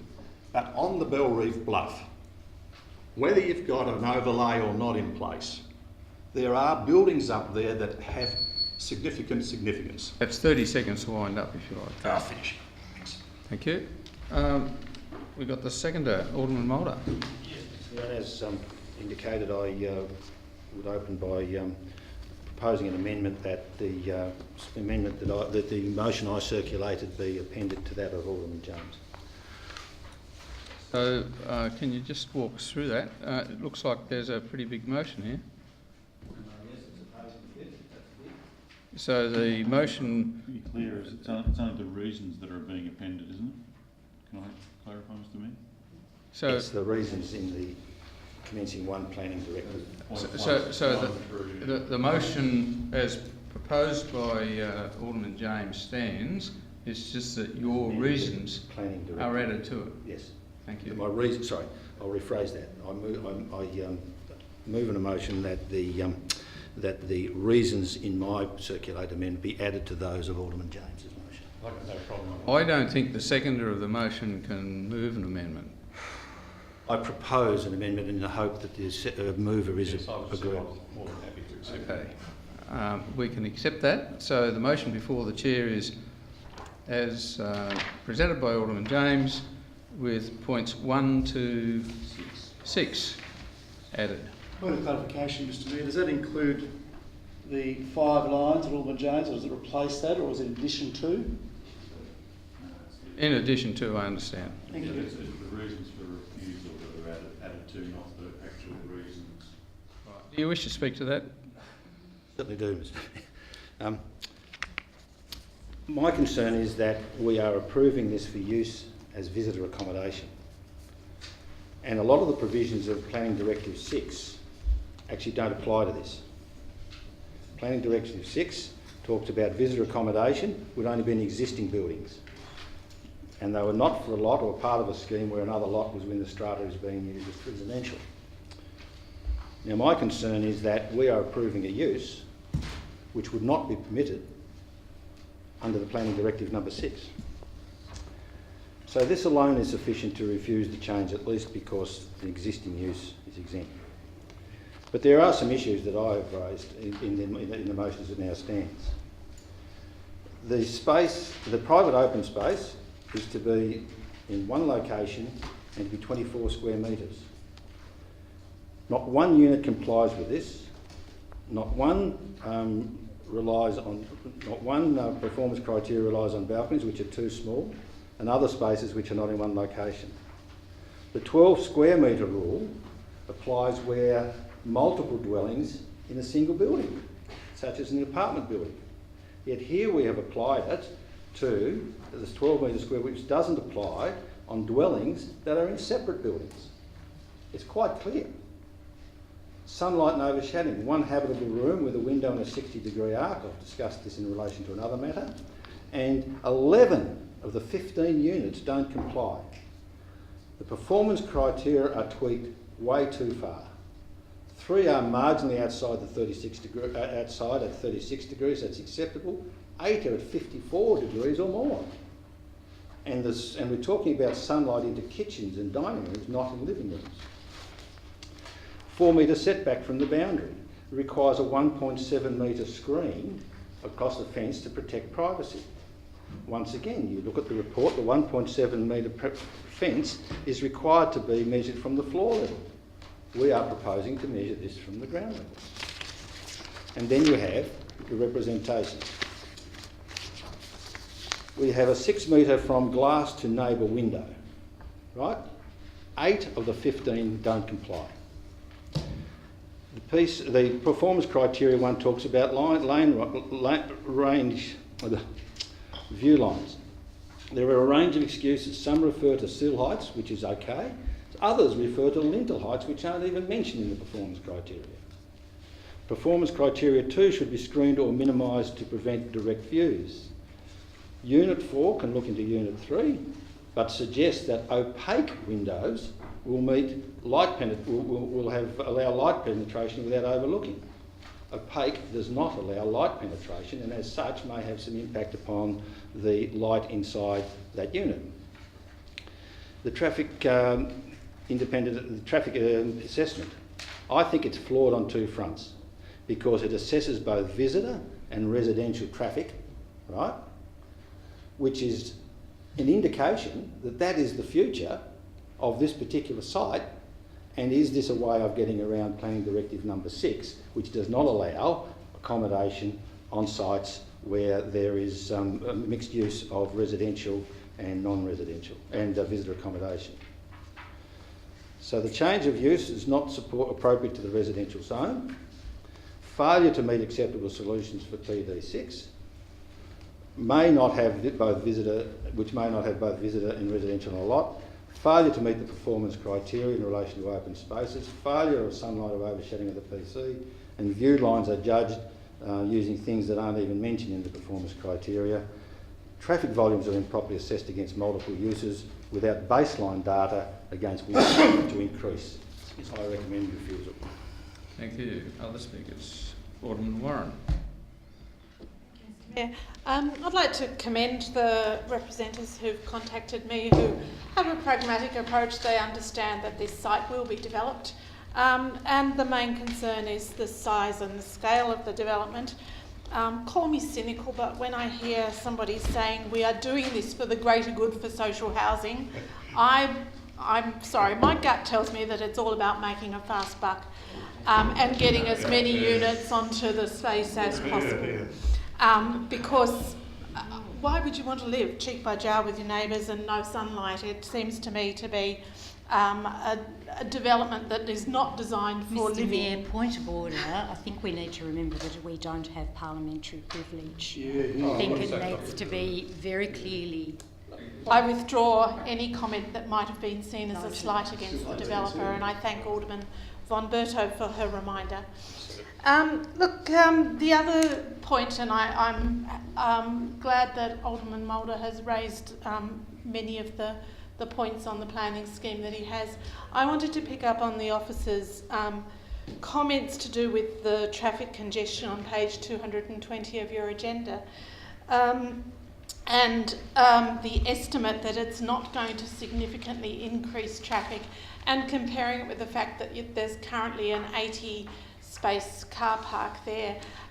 It just so happened that I visited this area on Sunday morning when the site was in use, because it's currently used for a church, and I would estimate there are maybe 20 or 30 cars there. I expect that that's not something that happens at peak hours, but maybe once or twice a week, depending on the number of community meetings in that area. If we're looking at 15 units, and 5 of those may be aimed at older residents with a lift, we'd still be looking at 30 cars plus visitors that are likely to be moving in peak hours. That's a lot to come out a single driveway. So I'm not sure that you can compare the proposed development with the current use in an 80-space car park. So once again, I have serious concerns. I also have concerns about rubbish bins, and by the time you get 15 units dragging their rubbish bins out onto Petrie Street, there's going to be no room for the existing residents to park their cars or have their own wheelie bins out. So those are issues that I think we increasingly need to address as we go for this infill high density housing. So those are concerns that I would like to raise. Thank you.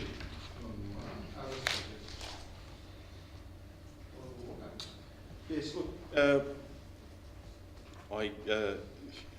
I note that one alderman might still suggest that I've only been here 5 minutes, given I haven't been here 10 years. Let's get to the point. And the point being that in that 5 minutes, I don't recall applications coming before me quite like this, where there is a minimum plot size, the rule is 325, and yet we have a situation where when you take into account the accommodation component, it's well below that.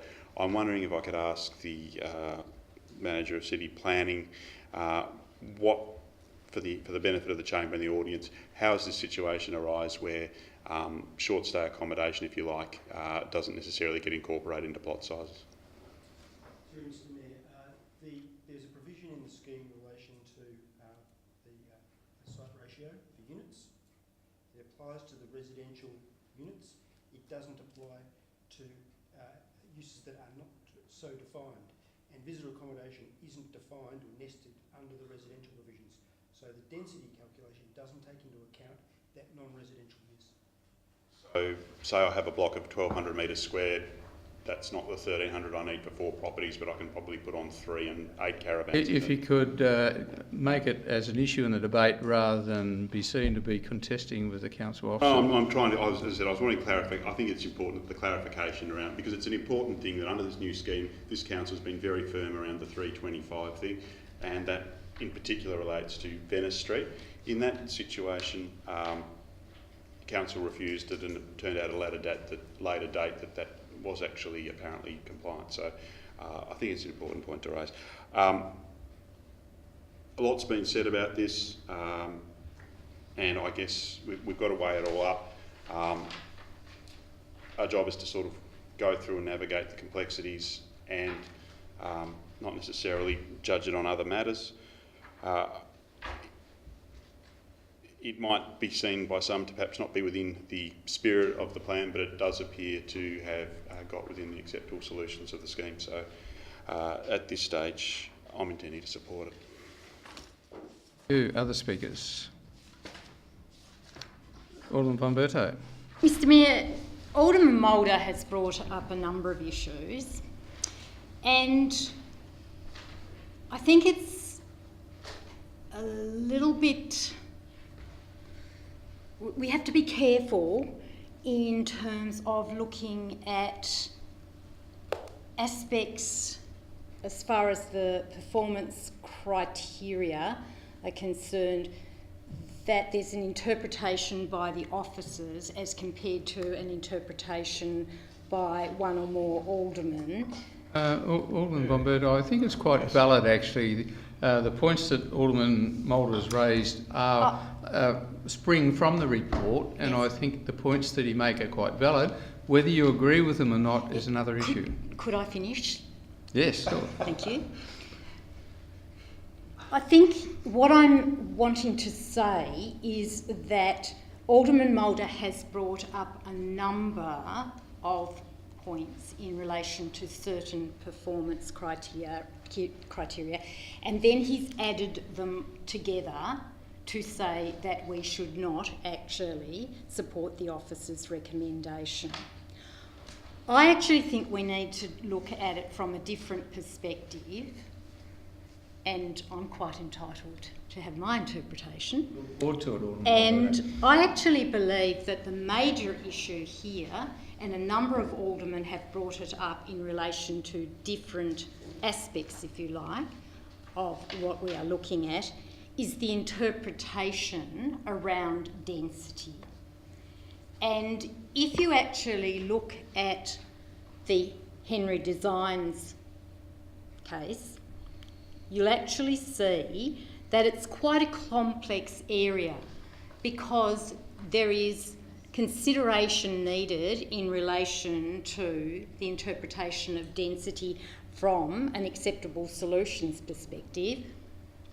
And then there's also the interpretation of density from a performance criteria perspective. They are two quite separate things, which was made very clear in the Henry Designs situation. And that has become, if you like, a strong precedent across many different cases that have come before the tribunal, and not just in relation to this particular aspect. So I think it's really important to remember that we are looking at interpretations. I actually believe that the officers have provided a very detailed report with very detailed reasons in terms of their interpretation. So I will be supporting the officers' recommendation.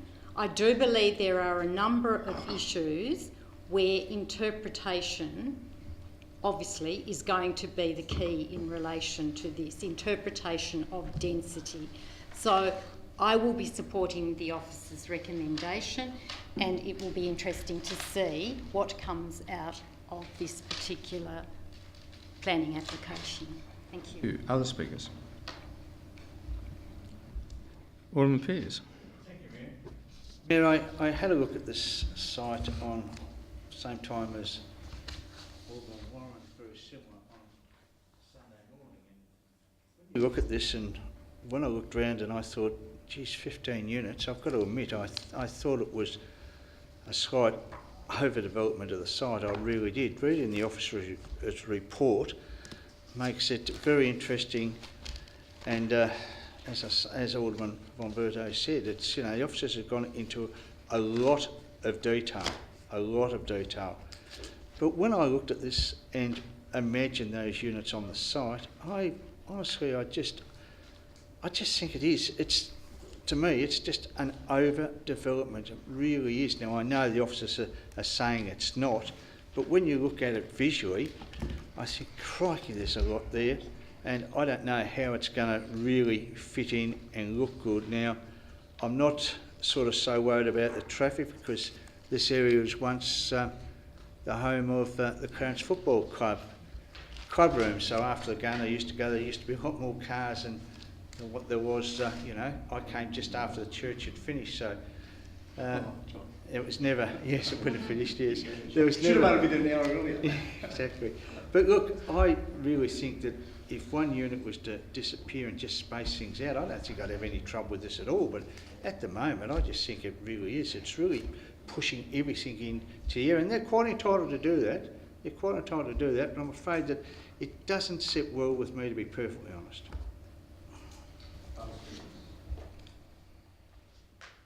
Newington. I mean, the issue of overdevelopment, if we took one unit out of there, it would make virtually no difference. Well, you know, I mean, if you're quibbling on about now the amount of space needed per unit to comply, I mean, you know, these guys, the staff go through a fairly detailed process to work this all out, and I've got a little bit more faith in them coming up with the right recommendations. I mean, the other side of it too, in terms of this heritage and you know, the look of Bellerive, I mean, look, to be honest, I mean, it's not, there's such a mix of lot sizes, building styles, house shapes, house sizes, lot sizes, that, I mean, to say that we've got to comply with a certain way that it all looks, I mean, it'd be very difficult to come up with a way that actually, you know, was all the same. I mean, look, you know, and I mean, well, we do need to have more infill housing, and I mean, I just think that it will actually be a, you know, great development and something that would be welcome. People want to live in these sort of areas, and if we can get another family in there to live there, and it creates another opportunity for someone to live somewhere else by then moving into Bellerive or whatever, I think that's a good thing. So I'll certainly be supporting the officer's recommendations on this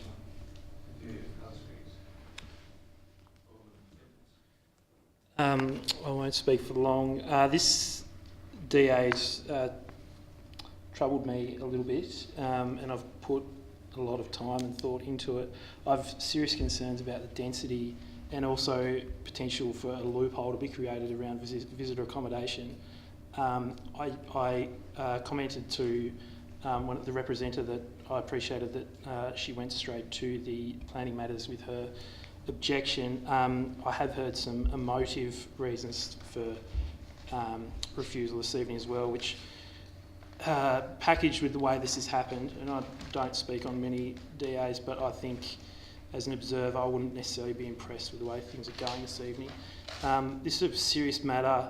I think it's a very comprehensive report, and despite the misgivings I have, I'm inclined to support. Right, reply, Alderman James. Thank you, Mr. Mayor. The comments that have been made, of course, have covered a host of areas and issues. I suppose in a nutshell you can say that, is this in keeping with the Bellerive Bluff? The scale and size of the development, the impact that it may have on the actual traffic movements in and out of the area, the historic significance of the building, which is now basically being sandwiched amongst the buildings of this development. And also too, there is a number of issues that have been raised in relation to the public open space, the number of car parking, and also to the question of as to whether or not there is sufficient privacy for the not only for the people abutting this particular development, but within the actual complex itself. So the question that I think we need to ask is, the officers have put forward a recommendation, and there's been a number of representations from the community. Do we accept any of those representations from the community as being enough to be able to convince us to vote against this particular matter? And it would seem that that doesn't make one iota of a difference. That the representations, and they've been thoroughly, in my view, put forward as reasons why they think this is just too big for the area and not in keeping with the area. So we will dismiss those representations as not being valid, because the actual process that's gone through by the officers have gone through the checklist and done a tick and flick, and basically when we look at the acceptable solutions, we find they do not conform on many, many instances. And then we actually go to the performance criteria, and then, as you know, where there is, to a degree, a subjective interpretation in relation to the performance criteria. That goes without saying, because it hasn't been established as being the be-all or end-all, and of course this place can make a decision which may be contrary to the officer's recommendation, because it doesn't add up in the eyes of those persons in this place who are representing members of the community. There are problems with this development, I don't want to say any more because I believe that those people who have put forward representations are quite right in their session. Thank you. So the motion before the chair is Alderman James' motion appended to by the 6 points on Alderman Mulder. Circulated document for refusal. All those in favour? Against? The motion is lost. The chair is willing to entertain a motion from the officer's recommendation. Alderman Newington, thank you. Alderman Blomley, would you like to speak to it, Alderman Newington? Well, I think we've discussed this issue in fair detail up till now. I just stand by the officer's recommendations and the hoops that people have to go through these days to do these sorts of things. It seems like they've complied, and as far as I'm concerned, I'm certainly in support of the motion. Alderman Blomley. Other speakers? Alderman Mulder. Thank you, Mr Mayor, and I will be addressing the officer's recommendations, but not in the length that I did in my in the previous contribution. I think it all comes down to the issue of overdevelopment. Now, that on its own is not enough, but here we have concerns about the density, concerns about traffic matters, and I would like to just and also concerns about how we must almost blindly accept whatever the officers do, particularly in areas where they have gone to the performance criteria, which are subjective in nature. And although we can refer to cases and which they use as precedent, and I've no doubt they do, there are cases. And there are particularly cases where the performance criteria wouldn't be necessary if all the units met the acceptable solutions, which they could do if there was a lower density. So in a roundabout way, the way to achieve the lower density is to refuse this application on the grounds that the individual units aren't meeting the acceptable solutions and that the performance criteria, I can see that as being used in one unit. But when you get every single unit in a development failing to meet the acceptable performance criteria because there just isn't room for them on the area of land, notwithstanding the duplicity, if I might say, and I use the word advisedly, around a zone, about a density for residential zones, which is not applied to visitor accommodation, I think we are treading in sort of dangerous waters here, because the performance criteria are supposed to be the exceptions, not the rule for interpreting the acceptable solutions.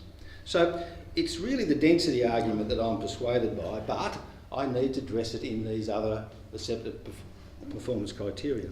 So I'll foreshadow my motion should this one fail, but I also might say that when we get a representative who puts a cogent, logical argument to us and then warns us that council risks falling into appellable error, my legal advice notions go up significantly, and I would think that that sort of phraseology should be a warning to us that the representation isn't just in motive, it is based in solid planning law.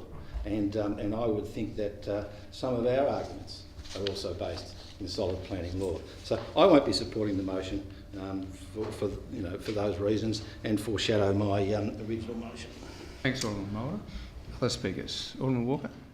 Yes, irrespective of this decision now or a hypothetical one that's been foreshadowed, I expect this will indeed probably be appealed one way or the other.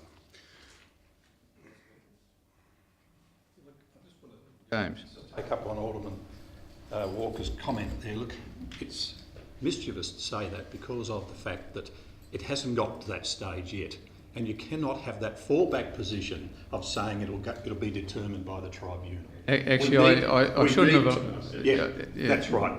And I think you've picked up on my point there, Mr. Mayor. We are debating this issue at the moment. On its merits. On its merits, thank you very much, and not what's going to may or may not happen in the tribunal. Other speakers? By the reply, Alderman Newington. So the motion before the chair is the officer's recommendation for approval. All those in favour? Against? That concludes our business as a planning authority. Thank you.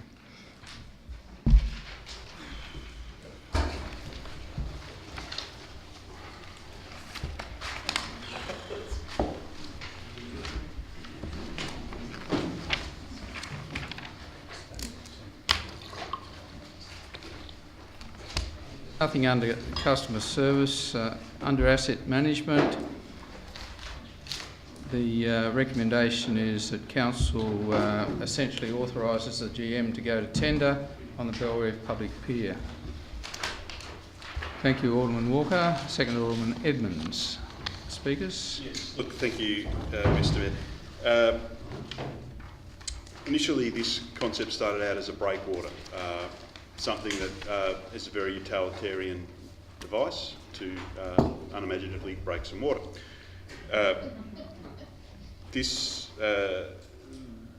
process evolved through community consultation to realise that we can achieve that objective and so much more through the concept of a pier. And this really is going to be something exceptional for the Clarence community and for the wider Hobart area, and it's going to be a destination. And it's going to be something that will hopefully be enjoyed in the very near future. But these types of amenity infrastructure assets get enjoyed for generations, and we really need to be thinking about this now. My following comment is not a reflection on officers, but it is a reflection on decisions passed from this chamber. This chamber historically has had occasionally a reputation on perhaps some level of expediency around some bigger public infrastructure assets, and we've got better, I think, over time when you look at the scale of some of the regional playgrounds to realise you're better just to do it right. Yes, that means higher costs, but the long-term value proposition is so much higher, and that's what we're talking about here. I wish that we could read this and see that it was the other way around, that there weren't going to be so many potential engineering challenges, but they're worth undertaking for the final product. And we are a council with a very strong balance sheet. There's a handful, and probably you have to exclude a thumb when you do that, of councils that are debt-free in this state. We're one of them. We've put away a lot of money to deal with future infrastructure and asset challenges. We're in a good position, and I think we owe it to the future communities to, when something like this comes along, not try and do something expedient by narrowing the level of any potential walkway or flip-flopping and going back to a breakwater. We have to do this project right, and I don't think that's a decision that will be regretted by us in years to come if we do so now. I seek your support for the officer's recommendation. Very brief comments, other than to echo basically everything that Alderman Walker just said. We ended up in this position by doing community consultation. I don't think it's time to give it a haircut. I think it should be as good as it can be. And walking a pram around this exact area on Sunday, and all the other people I saw walking, riding bikes, or just generally enjoying the pub, the yacht club, or jumping off the pier. Well, I'm not sure whether they're supposed to be doing that, those kids, but we've got to give people stuff to do. And if it's walking up this pier and enjoying the space, getting married at the end of it, whatever, I think we should absolutely be doing it. And I agree with, again, just 100% endorse what Alderman Walker said about cutting corners here. Let's do something good that'll be here for ages. Other speakers? Alderman James, I think you had the nod, and then Alderman Newington. I reluctantly get to my feet, and in doing so, I would just like to outline how this has come about. There's an agreement with the government on the handover of certain land in Kangaroo Bay. That council endeavour to build a pier as part of that total development on Kangaroo Bay, part of the master plan. And council adopted 1 million, and there was a subject to conditions and a financial contribution from the state government of 350,000. So we start out with 1.3 million. Then we have a public meeting which I'm not sure members of the old council attended, but I did. And it was discussed, and actually it got to the stage where the actual width of the pier, the width of the breakwater, its terminology changed to a pier, and that was 2.5 metres. And then the costs increased together with the initial outlay and so on to 1.9 million. So we went from 1.3 to 1.9. Then we go to the next stage when the council adopted some extra dough, 590 in the 18-19 budget, in order to proceed with the 2.5 wide public pier and breakwater. So we've got to get this termination. Thank you. Right. Okay. So in other words, the cost has increased. Then out of the blue, we have a geotechnical investigation revealing from the consultants that there's shallow bedrock necessitating including the drilling. Now, we had a discussion at the public meeting when this was raised, and also to the terminology in relation to what that pier could basically withstand. And at that time, we had the engineer consultant there, and he actually went through the process and said, this is what it's going to cost. What I don't like about this is that we now have another consultant's report, and that's kicked the price up to 2.3 million. So we are, upping the dollars. And then on the top of that, there's a shortfall of 590,000, which will kick it up to 2.5. So we've gone from 1.3 to 1.9 to 2.3, now to 2.5. One of the key matters that in relation to this particular matter is a condition of the state government is, and I can quote on page 321, is that the 350,000 grant for the construction of the public pier is that council assumes ownership of the pier. Now, that is the condition that they are saying in order to provide that 350. If we do not say or do not support the 350,000 because we don't want to take on this pier and maintain it for the next 50 years or whatever it is, then in fact that 350 will not be paid forward. And that is a condition in relation to this. So they really got us over a barrel here, that if we take the 350, we're going to build this for 2.5 million. But in addition to that, we've got maintenance costs on a pier, on a pier, not a breakwater, which in fact could cost this council many, many millions of dollars over the time. And a 1 in 100 years disaster, anything could happen in Kangaroo Bay. There's all sorts of natural circumstances. I won't use disasters because I don't think it's appropriate to say that. But we could be up for millions here. And I was really concerned and supportive of when we had the discussion at the public meeting. And I came away and said it was great for consultation. But the strings attached to this, and I don't think we should go to this. It should be a breakwater and nothing else. Thank you, Alderman Jones. Just confirming that sound goes at 4 minutes 30. so 30 seconds to run. Yeah, thank you. I'll just finish up then with the you got another 1 second now. I don't want to repeat myself and just say that in the actual recommendation, and I can't see it without I've got reading glasses on, it doesn't say in fact that the part C or D, it does say council accepts ownership responsibility, but ownership I think should include, if you're going to be concise, maintenance of the... Thank you, Alderman James. Other speakers, Alderman Ewington.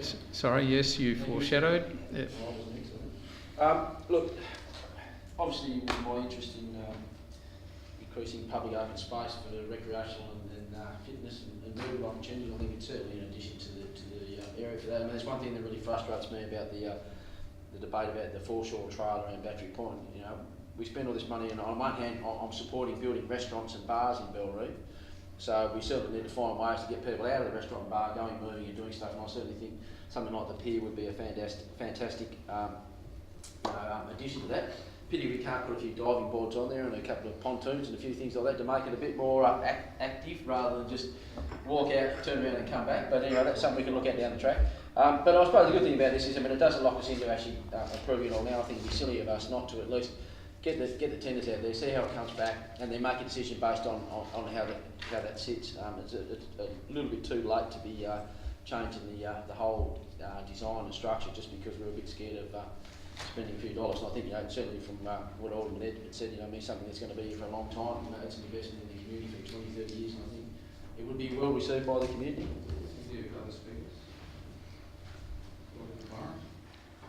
Yeah, my understanding is that we're obliged to have a breakwater. We're not necessarily obliged to have a public pier. I suggest we go out to tender, find out how much it's going to cost. I understand the engineering report has indicated that it's much more complicated to build even the breakwater than we expected. It would be interesting to know the differential between building the breakwater and building the pier, and then going back to the public and saying, is this how you want us to spend your money? Because when we asked those questions in the public meeting, we being the former council, we said, what would you like the breakwater to look like, rather than how would you like us to spend X millions on your behalf? So I think go out to tender, find out what we're up against. Thank you. Other speakers. Alderman Blomley. Thank you, Mr Mayor. Mr Mayor, I'm just a little bit confused at the interpretation of community consultation, because this is a prime example where that community consultation has occurred, and coming out of that community consultation, the breakwater has now morphed into quality infrastructure is going to be a public pier. A public pier that will present another asset for this city. It is therefore appropriate that this city be responsible for the ongoing maintenance of that asset. That's what the community told us, that public money back in 2017. That's what we were told. Please don't interrupt me. That's what we were told. And you'll also note too in the comprehensive officer's report that we've been given that with regards to accepting ownership and further maintenance costs, that they're unlikely to be significant in the first 20 years, and that's fair enough. But I think we've actually got to start looking a little bit bigger than what we've done in the past. This is a significant city. This is a fantastic place to live, and here we have an opportunity, Mr Mayor, to provide quality infrastructure. The state government's going to kick in as well. It's going to be fantastic. Our community told us that's what they want. Got an opportunity here to progress this, and all of a sudden, that community consultation, for whatever reason, doesn't seem to be appropriate, because it doesn't line up with the worldview of those that aren't supportive of this particular way forward. It's a no-brainer, and I think the mover put it so eloquently. It's about getting it right because of long-term benefits. You do something right the first time, you don't have to keep coming back and spending more money.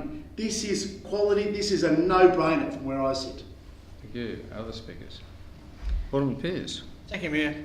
Very similar comments to Alderman Blomley. If we get it right, and reading this report, if we get it right the first time, we've got no worries for about 20 years, very few maintenance costs, whatever. Look, I agree. This breakwater went to public consultation. They said, we don't want a breakwater, we want a pier that we can get on and enjoy and whatever. And yes, it's going to cost a few dollars more, but one good thing, we are a financial council. A few dollars. Yeah, well, this is what I'm saying now. We keep saying we're going to do public consultation. We did public consultation. They told us what they want, and now we've got to find the additional money and do it, because you can't keep saying, yeah, we're going to have a pier. No, we're going back for a breakwater. I mean, I could see the benefits of that. As Alderman Edmonds said, what a great area that'll be, especially in summer. I'm sure this pier will get well and truly used. I'm sure the people of Clarence will thoroughly enjoy it. Other speakers. I don't see anywhere in this motion where it suggests that we shouldn't proceed with something. So the question is getting it right. Well, just how far is right? I mean, right to me would be that we have a breakwater pier and ferry terminal all in the one location, all built together and all done. To me, that would be getting a single piece of infrastructure and we could spend the money. But that's not... We're here now to talk about whether we should flag to potential proponents that we're prepared to spend more money. And to me, the correct process to go around this is to put it out to tender, as the community consultation has suggested we do. Then we can go and if we get the tenders back and they're beyond what's in the budget, then you simply bring a motion before the chamber in the discussion. When we actually do the deciding of the tenders, you get the officer's recommendation, and one of the recommendations in there might be to extend the budget by just the amount we need to finish the job off. This is a question of process. But if you want to talk about public consultation, did anyone say to them that you do this and it'll cost you an extra blah, blah, blah out of your rates? We never asked them that question, and I don't think that there'd be too much trouble in actually going to ask them that question. But I think the process is the one I've outlined, the one that Alderman Warren says we should do, is we should just proceed with the development as it is, and whatever the tenders are, the tenders are. And then we talk about how we adjust our budget to meet that tender. We're putting the cart before the horse this way. And it's not that. And we've, and how has this come about, Well, sure, we've got the money, and the money we've got is because it was a deal done in relation between the state government and the Bellarive Yacht Club in relation to building a breakwater, which would be funded from council, who got some land which we then sold. Let's get this right. Don't beat around the bush. The money's there because the state government gave us some land which we then sold to a development which hasn't exactly got unanimous community support. Which you opposed. Order, Alderman James, please. I did not oppose it. I wasn't even on the chamber. I wasn't even in the chamber. Alderman James, no one interrupted you when you were speaking. Please extend the same courtesy. Thank you. So my view is that all the arguments about the pier and whether you can or cannot jump off it into Kangaroo Bay are highly irrelevant to the particular matter before us. I will not be supporting this motion because I think there is a way process, there's a way forward, and there's a way forward which we can meet when the time comes. We don't need to put this money up front in a budget. It can be done by special appropriation. Well done. Any other speakers, please? Alderman Bomberto. Thank you, Mr Mayor. Mr Mayor, I want to actually cover a few things that other aldermen have said. I think it's really important to keep in mind that on the 21st of December 2016 that we were written to by the state government, and it was actually requested that we decide whether or not we were going to meet the conditions that they were putting forward, and that was that land would be transferred to council at no cost, and that in light of the above commitment by the Crown, I would ask that you confirm council's ongoing commitment to expend a minimum of $1 million to help facilitate the Bellarive Yacht Club's breakwater works. So I think that's really important. 21st of December 2016. 20th of February 2017, the Mayor actually responds, inter alia, I confirm in accordance with the original exchange of letters of 2014 that Council will provide a financial contribution of $1 million. So the minimum's gone, so it's $1 million to help facilitate the Bellarive Yacht Club's breakwater project. I think we need to keep that in mind. Yes, we were actually transferred this land, and yes, we will get a substantial amount of money from the sale of the land, the various lots. However, we have made a commitment for $1 million.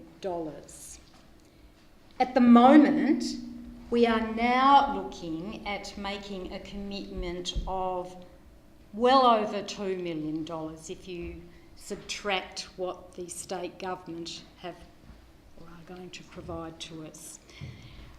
And as a number of aldermen said, it's moved from a breakwater project to a pier, which is quite a different piece of infrastructure. I have concerns about not the aspect of the in-principle agreement, but I do have concerns about Part C being put into this recommendation. As Alderman Mulder said, I actually believe that we've got this far, we need to look at tendering, and then we look at what the tender entails before we make this decision. Well, we might decide that we don't actually want to go ahead at all with this particular project, because the distinction between a pier and a breakwater is not a minor one. So I think that we need to actually see what the tenders come up with, and then we need to make that decision, and then we need to determine who is going to have ownership responsibility. So I can't support this motion. Any other speakers? Right of reply, Alderman Walker. Your Worship, tonight we've proceeded with a little bit of Churchillian oratory from one alderman. If I was to be looking in this aspect, a Thatcher saying used to be Tina, there is no alternative. Well, that's not the case here, and the debate has gone that way. The case is Witter, what is the alternative? And the alternative is a breakwater, a big, beautiful wall. And that's not of limited public amenity. It helps do its job, breaking the water. But through public consultation, a bit of imagination, some long-term vision, we can see a great piece of public infrastructure coming to this area, something that will complement and add to the area. And that is what this will facilitate. So I again seek your support for the asset management item on the funding and ownership of the Bellerive Public Pier. The motion is the officer's recommendation. All those in favour? Against? Motion is carried. Did you get Alderman Mulder's hand, or did you? Look, yes, I did this time, and it was only once, Alderman James, you'd be pleased to know. Silence is said, because it has no number without the Right. Now moving on to governance. 11.7.1, that the quarterly report to the 31st of December 2018 be received. Thanks, Alderman John. Second to Alderman Newington. Alderman Newington, any discussion on the quarterly report? Alderman Blom. Question, Mr Mayor, page 52 on the corporate support. The third last paragraph, during the quarter there were XX resignations and XX permanent employees recruited. I assume it's a typo, there's meant to be some information inserted there either, or better still, there's been no resignations and there's been no more... or 20 Roman numerals. Well picked up. Please don't interrupt, Alderman Mulder. However clever that might be. The gentleman is very keen to respond. Through Mr Mayor, I thank Alderman Blomley for his proofreading. Clearly that's an error in terms of there is meant to be a number in there. I'll follow up what that is and issue, not sure if the correct word is an erratum, but we'll certainly get the correct information out there as soon as we can. And promulgated on the website with the new figures. Yeah, we'll have to fix all that up. So Thank you. Well, on a positive note, Mr Mayor, may I just say that what a fantastic, it's fantastic to see the council in such a strong financial position, and really it's testament to this board's good governance. I thought you were going to say the Mayor's good governance. Yeah, Yes. Oh, yes, in the Are there any other speakers on the quarterly report? In that case, I put the motion that it be received. All those in favour? Carried unanimously. Thank you. I'm sorry, Yes. Alderman James, would you like to be recorded as supporting it? In support, thank you. Thank you. If the minutes could record that, please.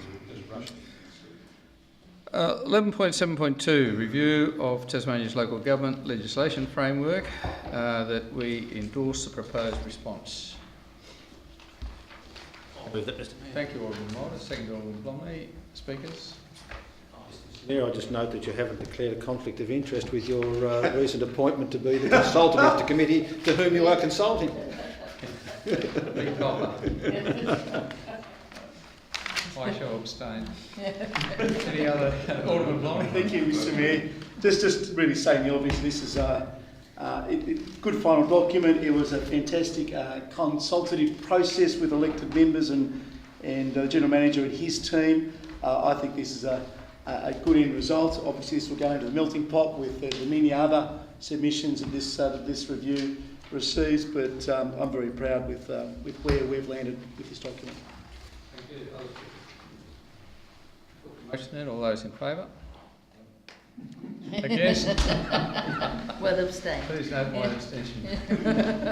And the General Manager's. Just another job for the board. Don't accept money anything. 11.7.3, adoption of the updated Code of Conduct. Thank you, Alderman Warren. Second, Alderman Kennedy.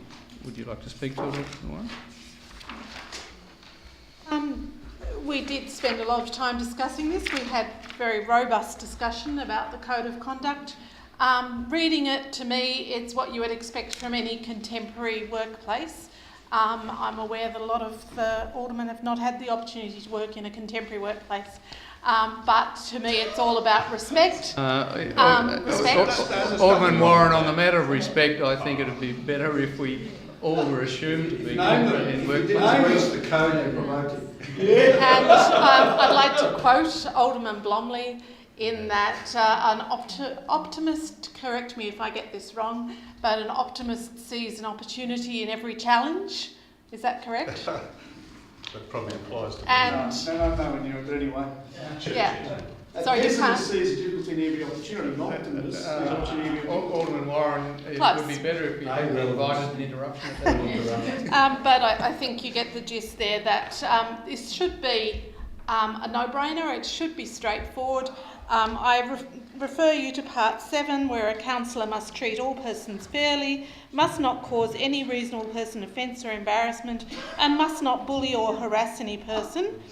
And secondly, a councillor must listen to and respect the views of other councillors in council and committee meetings and any other proceedings of the council, and endeavour to ensure that issues, not personalities, are the focus of the debate, and I'm sure that none of us would have an issue with that. So I commend the Code of Conduct to the Council. Thank you, Alderman Warren. Alderman Kennedy. Just happy to second the recommendation. Thank you. Other speakers? We'll take the vote. Walker? I'm now not sure whether I'm competent to vote on this. I haven't worked in a bureau for a very long time. I did work in a couple of bureaus for my sins, and I found them to be often quite petty and dysfunctional workplaces, unlike some of the more dynamic private sector components that I've been in. But a code of conduct will help us in our endeavours, and it's got to be refreshed, and I will speculate that I'm competent to vote in favour of it.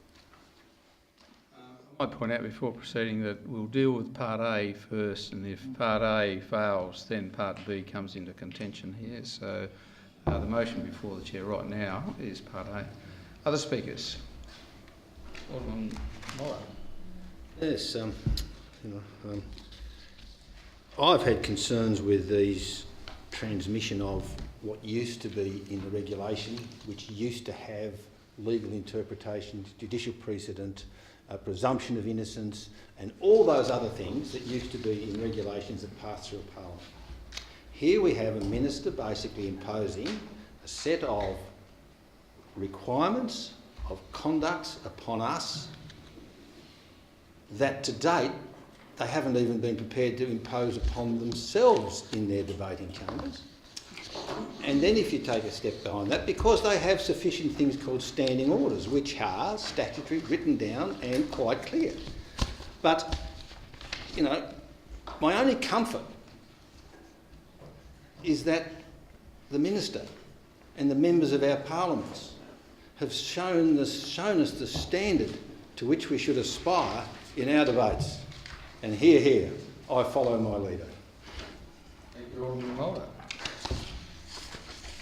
Other speakers? Alderman Blomley. Thank you, Mr Mayor. And we're not going to get into all by 9:30 because we're now 10 to 10. But in regards to this issue, and I note that one of the previous speakers pointed out part 10 of the proposed code of conduct here, and particularly section 2 of that. A council must listen to and respect the views of other councillors in council and committee meetings, any other proceedings of the council, and endeavour to ensure that issues, not personalities, are the focus of the debate.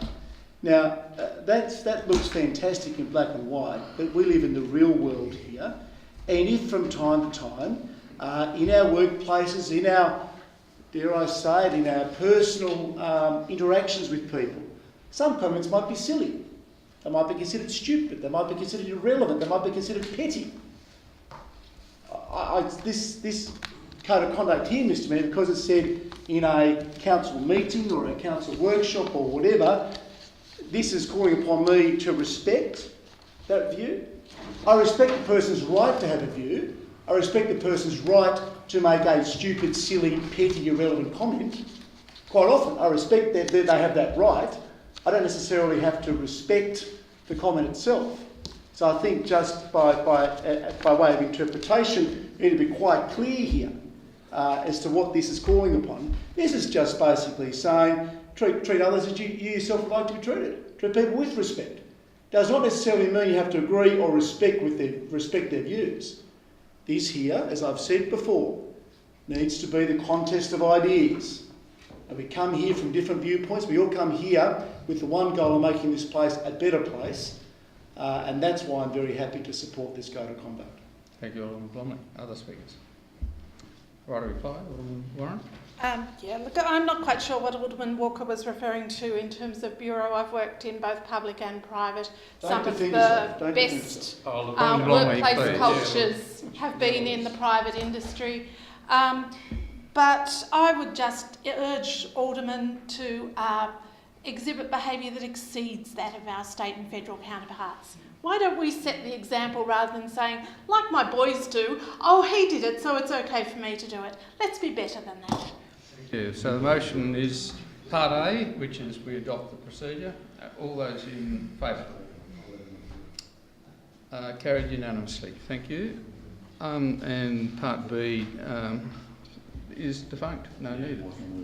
Right. 11.7.4, State Government lease and grant offer for Kangaroo Bay Car Park. Thanks, Alderman Newington. Seconder.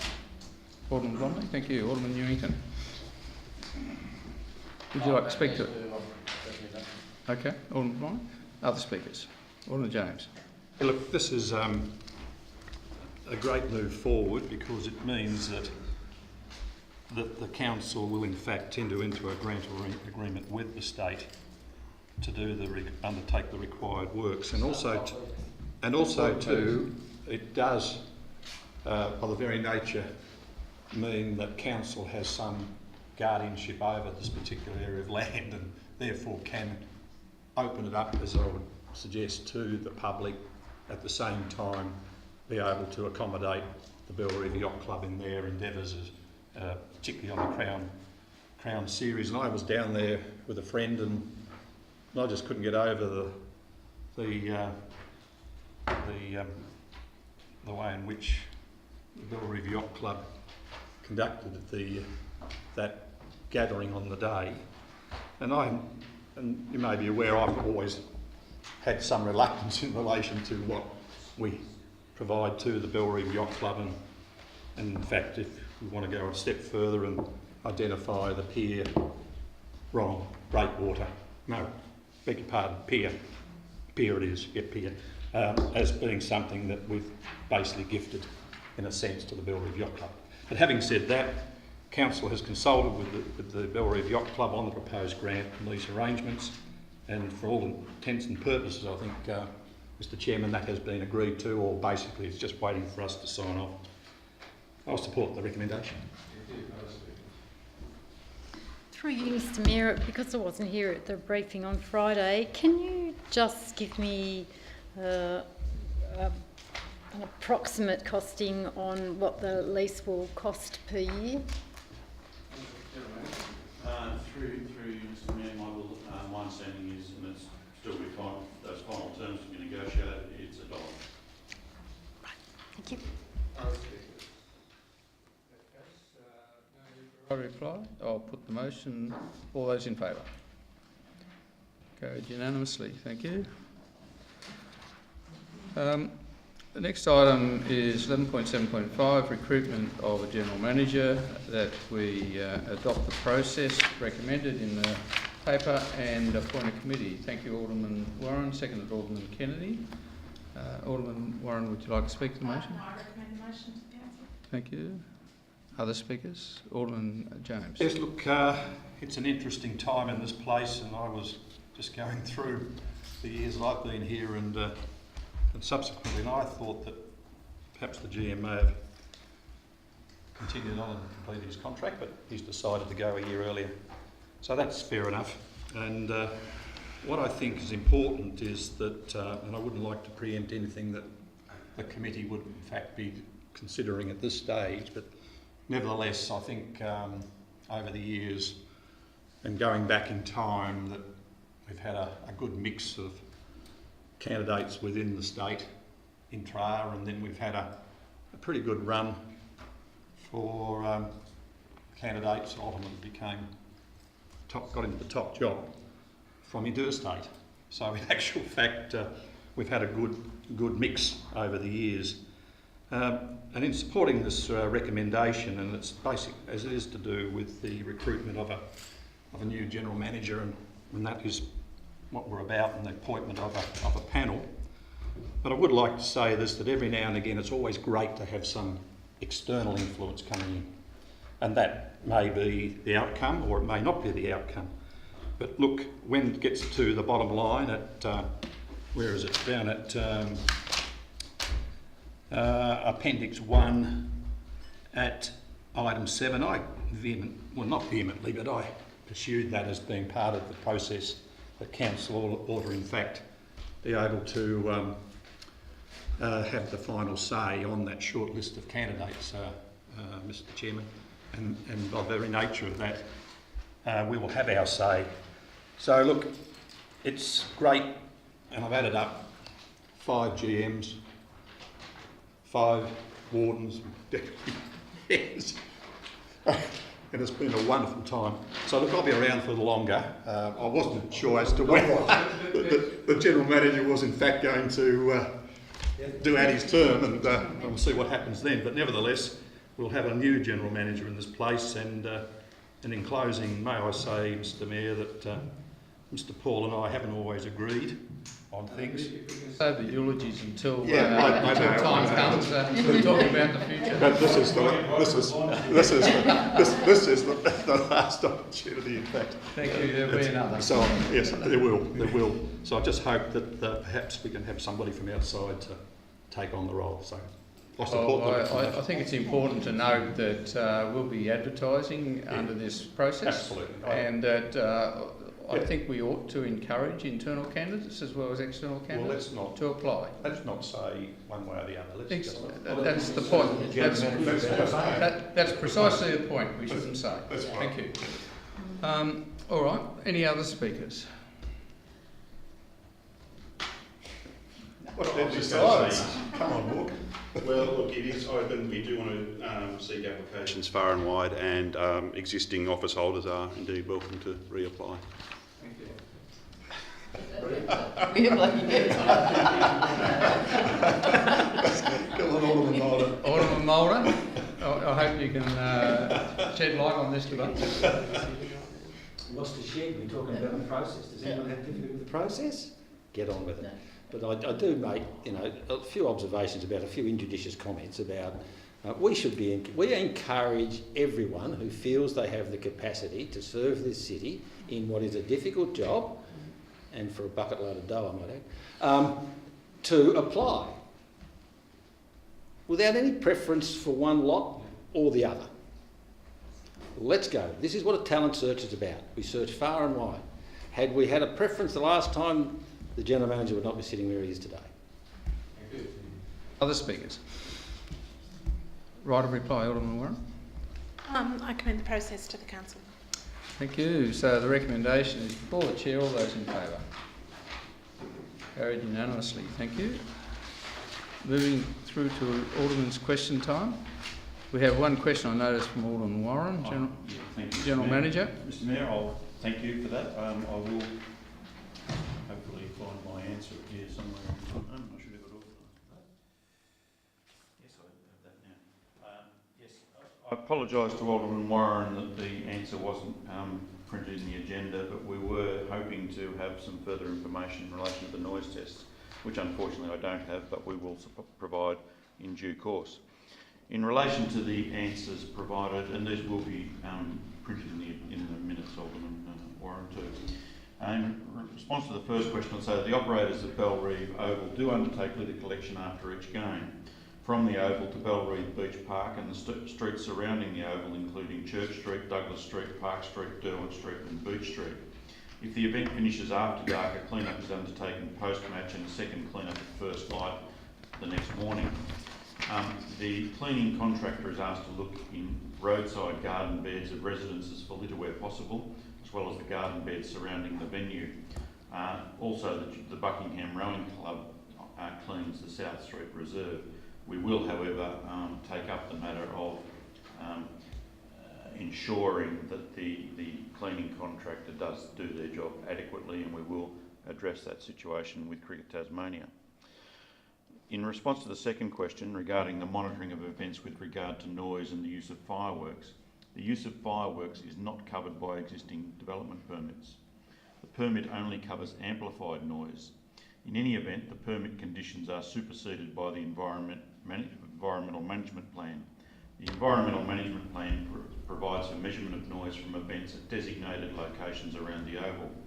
A report on noise monitoring for the event, whilst noise monitoring was undertaken at the two most recent Big Bash games, that report has not yet been received. Relevantly, the fireworks require a permit to be issued by WorkSafe Tasmania. The permit application form asks whether landowner consent has been obtained. Council was unaware of any application by Cricket Tasmania for a permit and was not contacted by WorkSafe Tasmania in respect to the issuing of a permit. Further inquiries are being made in regard to the relevant permit and the process to be followed. Mr Mayor, can I also perhaps add by saying that 2 council meetings ago, whatever date that was, Alderman Mulder asked a question in relation to, I'll say, the Rugby Neighbourhood Centre and the program of overpainting graffiti. I apologise for the fact that this was a response to this question was overlooked and should have been provided at the last council meeting. I will, however, if I can, respond to that matter now, if that's appropriate. The question went on to ask, why do we not assist this community who are only helping themselves rather than getting in the road? The background to that matter was that we had written to the Rugby Neighbourhood Centre asking them to desist from some, I'll call it murals or graffiti or painting that they were undertaking around the peripheral areas and the fencing around their property. We asked them to desist on the basis that it wasn't in accordance with our, I'll call it our graffiti or public graffiti policy, or indeed was of such a standard that it was actually being seen as graffiti rather than an attempt to smarten up the place. And we did seek to enter into discussions and engagement with the Neighbourhood Centre over what was appropriate murals or graffiti around the premises, but sadly those discussions didn't amount to any reasonable outcome. In that regard, we are seeking to continue discussions with them, and I in fact wrote to the Neighbourhood Centre in December of 2018 with my letter advising that we look forward to progressing this with you and nominating a council officer for them to engage with in terms of trying to seek a practical solution to this outcome.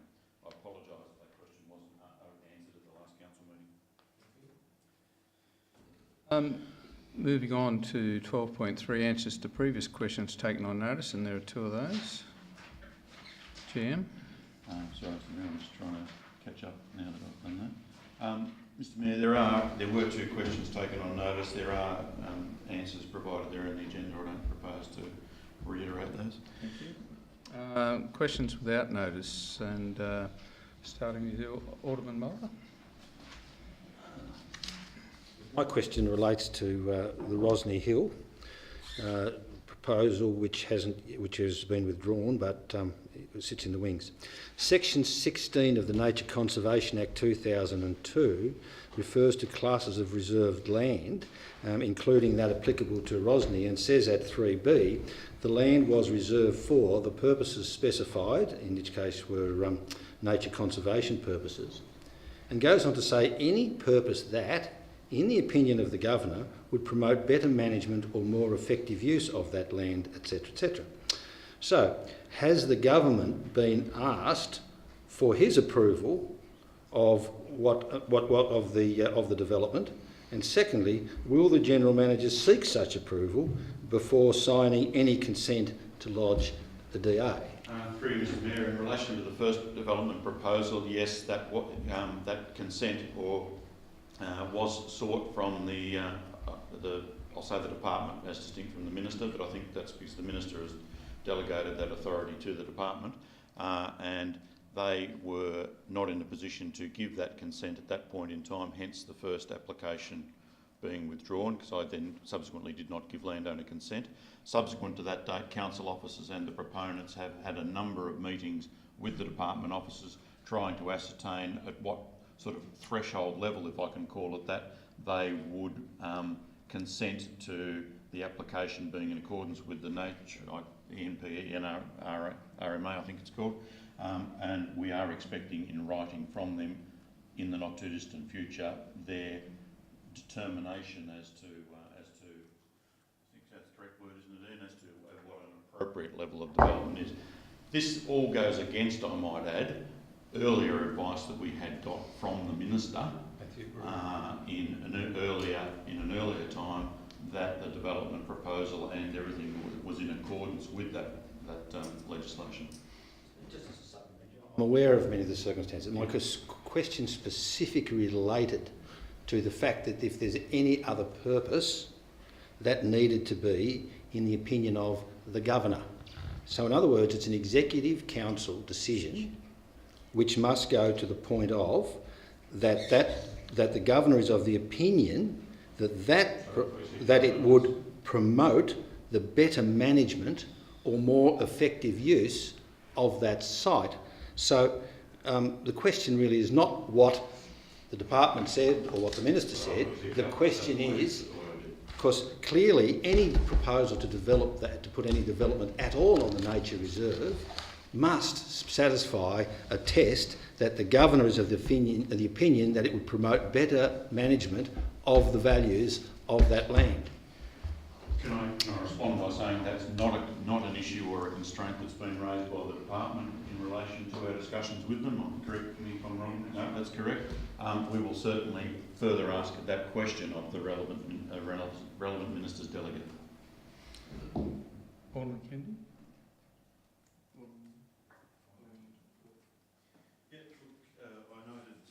In the resource grants allocation to different land care groups, I think we all appreciate the work they do.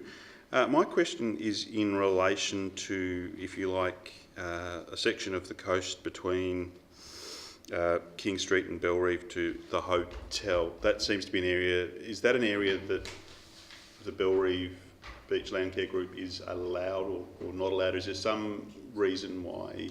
Mr Mayor, that is an area that is subject to the Bellreeve Land Care Group, I think they're called. There are some particular issues there in terms of the works they undertake. One, in the respect that there is an approved management plan for the area, but secondly, there are some I'll call them work health safety issues in relation to some of the, particularly around the Bluff area, in terms of work safe practices, etc., etc. I'm not sure if that's the area specifically you're referring to or not. I can't picture where that is King in Street, the context of back King to the Street to the hotel.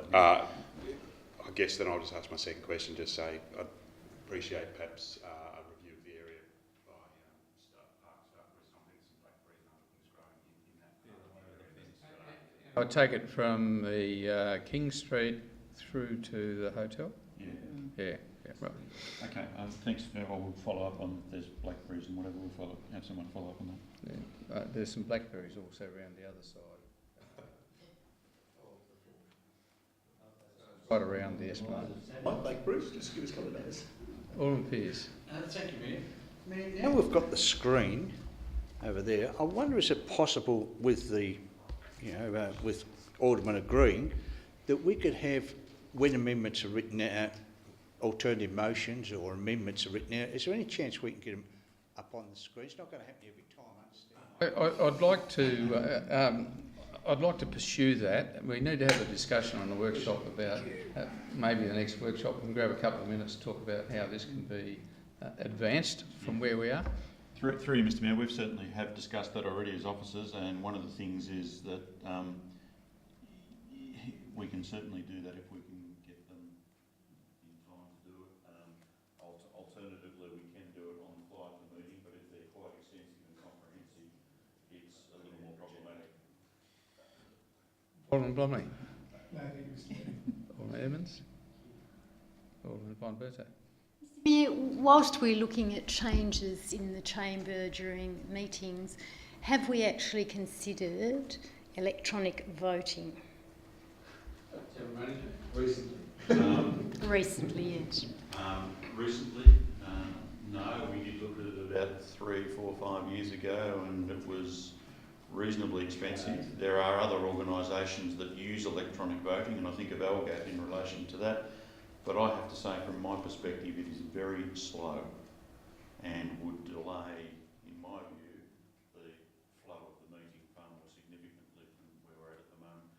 I would say that I don't think we have an issue in terms of recording accurately who's voted what. It does, for the public's benefit, I know, show that, but I know the LGAT voting system, there's like a 30-second break or 40-second break after every vote while the machine tallies it and records it. But we haven't looked at it for 4 or 5 years because of the technology we've seen. Couldn't vote twice. Alderman Jones. Two questions. Firstly, the progress on the Cricket Tasmania's DA regarding the change of use. Has it progressed to mediation yet? As previously advised, that's been in mediation for a significant period of time. We're getting close, we think, to the end of the mediation process, at which point a draft agreement would come back to Council for consideration. I'm assuming that is assuming that mediation is actually finalised in a sense that needs to come back to Council. Thanks. The other question is in relation to opening up the canal and beach access at Lauderdale. I received a call from one of the members that participated vigorously in our debate when we basically blundered on that. Shut the canal, then we put up this fence and walkway, and then we pulled it down, and then we opened it up. So the question is that, and perhaps Mr. Chairman, I direct my question through you to Mr. Graham in his capacity as Group Manager, Engineering, or near enough to that. There's been laying of these sort of rubber pads onto the dunes to enable the vehicles to actually reverse their trailers, etc. Apparently, and this is a member of the public who has some expertise, I would suggest, in relation to this, that he is of the opinion that those pad mountings may be able to be, strong current, or so be able to be removed or washed out. have you got any information up to date, given that we are about to, and I hope we do have a ceremony, because, you know, you had an active role to play in that mishap or eventuality. We've got the scars. Yeah, I know you have. I know you have. So, look, my question through you, Mr. Chairman, to Mr. Graham for an answer, please. Through Mr. Mayor, the access was opened at the end of last week. Yep. It's concrete flex mat. Mast use those in some of their launching facilities. The purpose of it is actually flex, so it is flexible down the end, and especially at the end where the water is going to tidal. It's subject to tidal zones. And it's buried into the sand as designed by the consultants under extremely strong swell forces. Yes, there is a potential it will lift, and council may be required to then put it down. But we certainly had our coastal engineer or coastal consultants, WRL, review the design and provide advice. It is actually designed to move, and that has been advised previously. Good, thank you. Through you, Mr Mayor, can the General Manager please update us on whether a climate change officer has been appointed? Yes, there is a new person in that role. It's been in the role for Wednesday.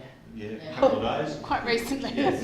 Thank you. And secondly, if you can, I'm not sure whether I'm correct on this, but my understanding is that the original Kangaroo Bay permit was granted in January 2017, so it would have expired in January 2019.